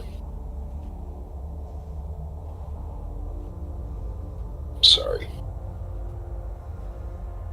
My mouse being off is making it very hard to operate my character sheet. Do I have advantage on that? No, there's a creature next to me. Okay. 21 will hit for 8 points of damage as the Cold Walker drops. Thank goodness. Okay. This little suckwad here is going to reach out and try to claw you. A 5 will definitely miss. Korgash. Korgash will go up to this last method. Okay. So he's right there. There you go. Beautiful.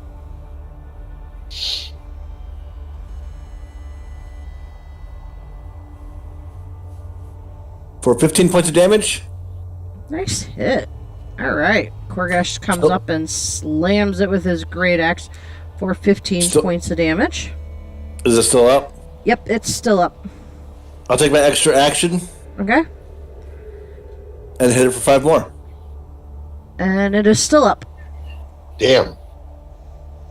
Okay, Kikri. All right. I don't think Korgash realizes that if he fails that concentration check, the device doesn't work and it's lost. So I'm going to over here, and I'm going to attempt to grapple that method. Okay. Roll your strength athletics check.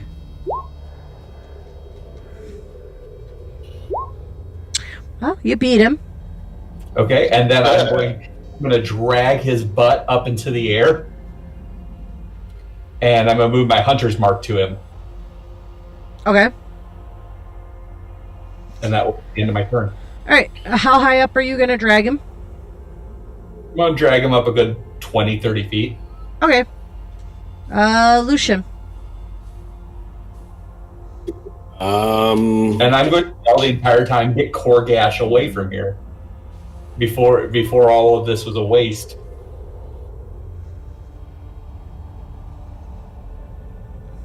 So the method here is now 30 feet in the air. Yep.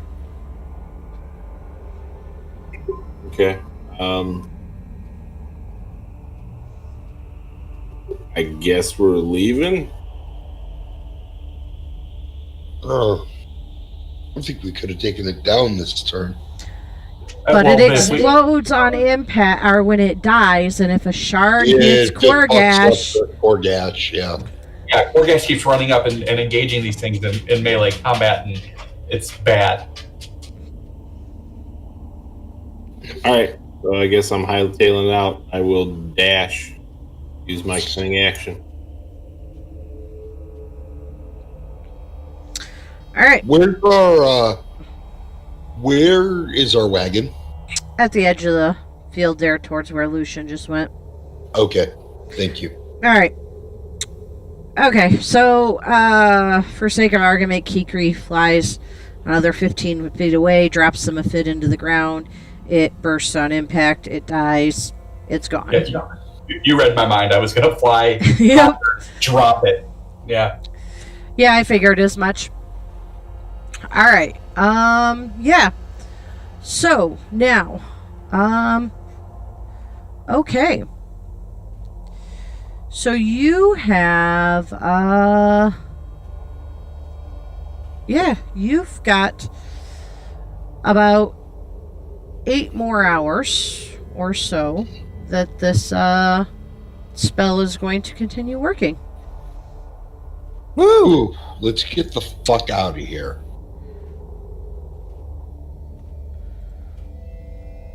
Agreed.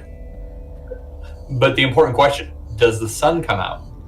Yes, the sun comes out. The sun will come out tomorrow. And you control the weather within 5 miles of you for the duration. So if we go back to a town, they'll actually see sun. Yes. We can't get there in time. Are we more than 5 hours out?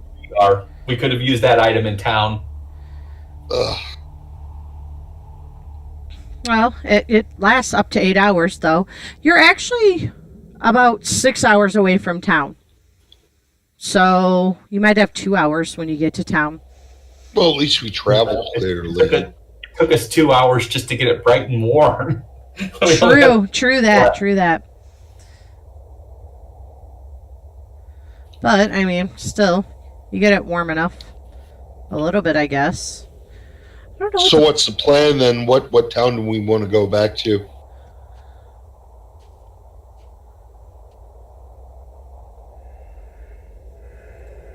I don't know. No, Yes. it was a question to Kikri. He's the guide. I mean, we obviously took a huge step into ending this situation.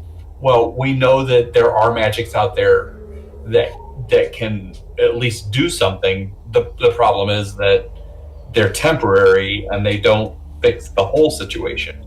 But that gives hope that there might be bigger magics out there that can. That's what I'm saying. Yeah, I'm hopeful. And maybe if we take that knowledge back to the gnome, that would be helpful. Okay. So we hit the closest town on the way back, and eventually we're going to travel back to the gnome. Is your plan? Well, then the gnome. We're supposed to tell the gnome what happened to his friend. Knobberknocker? And Knobberknocker. Copper Knobberknocker. Knobberknocker. Which is the same gnome that wrote the letter that we found. Yeah. It's kind of weird how he leaves this guy up here all fucked and then sends people to check on him. Well, that's not Out that of pure weird. spite of...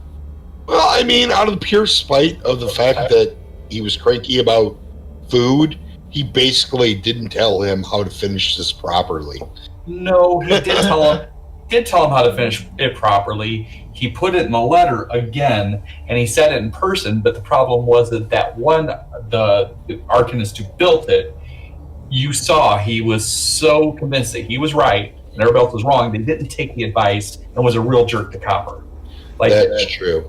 It's not just it wasn't just a little spat. This is something that's going on because that one guy, he was kind of a jerk, and you knew he was. He could have been so useful if he didn't have such an ego. Right, yeah, because if he didn't have such an ego, he might have listened to Copper's suggestion and he wouldn't have died in the first place. That's true.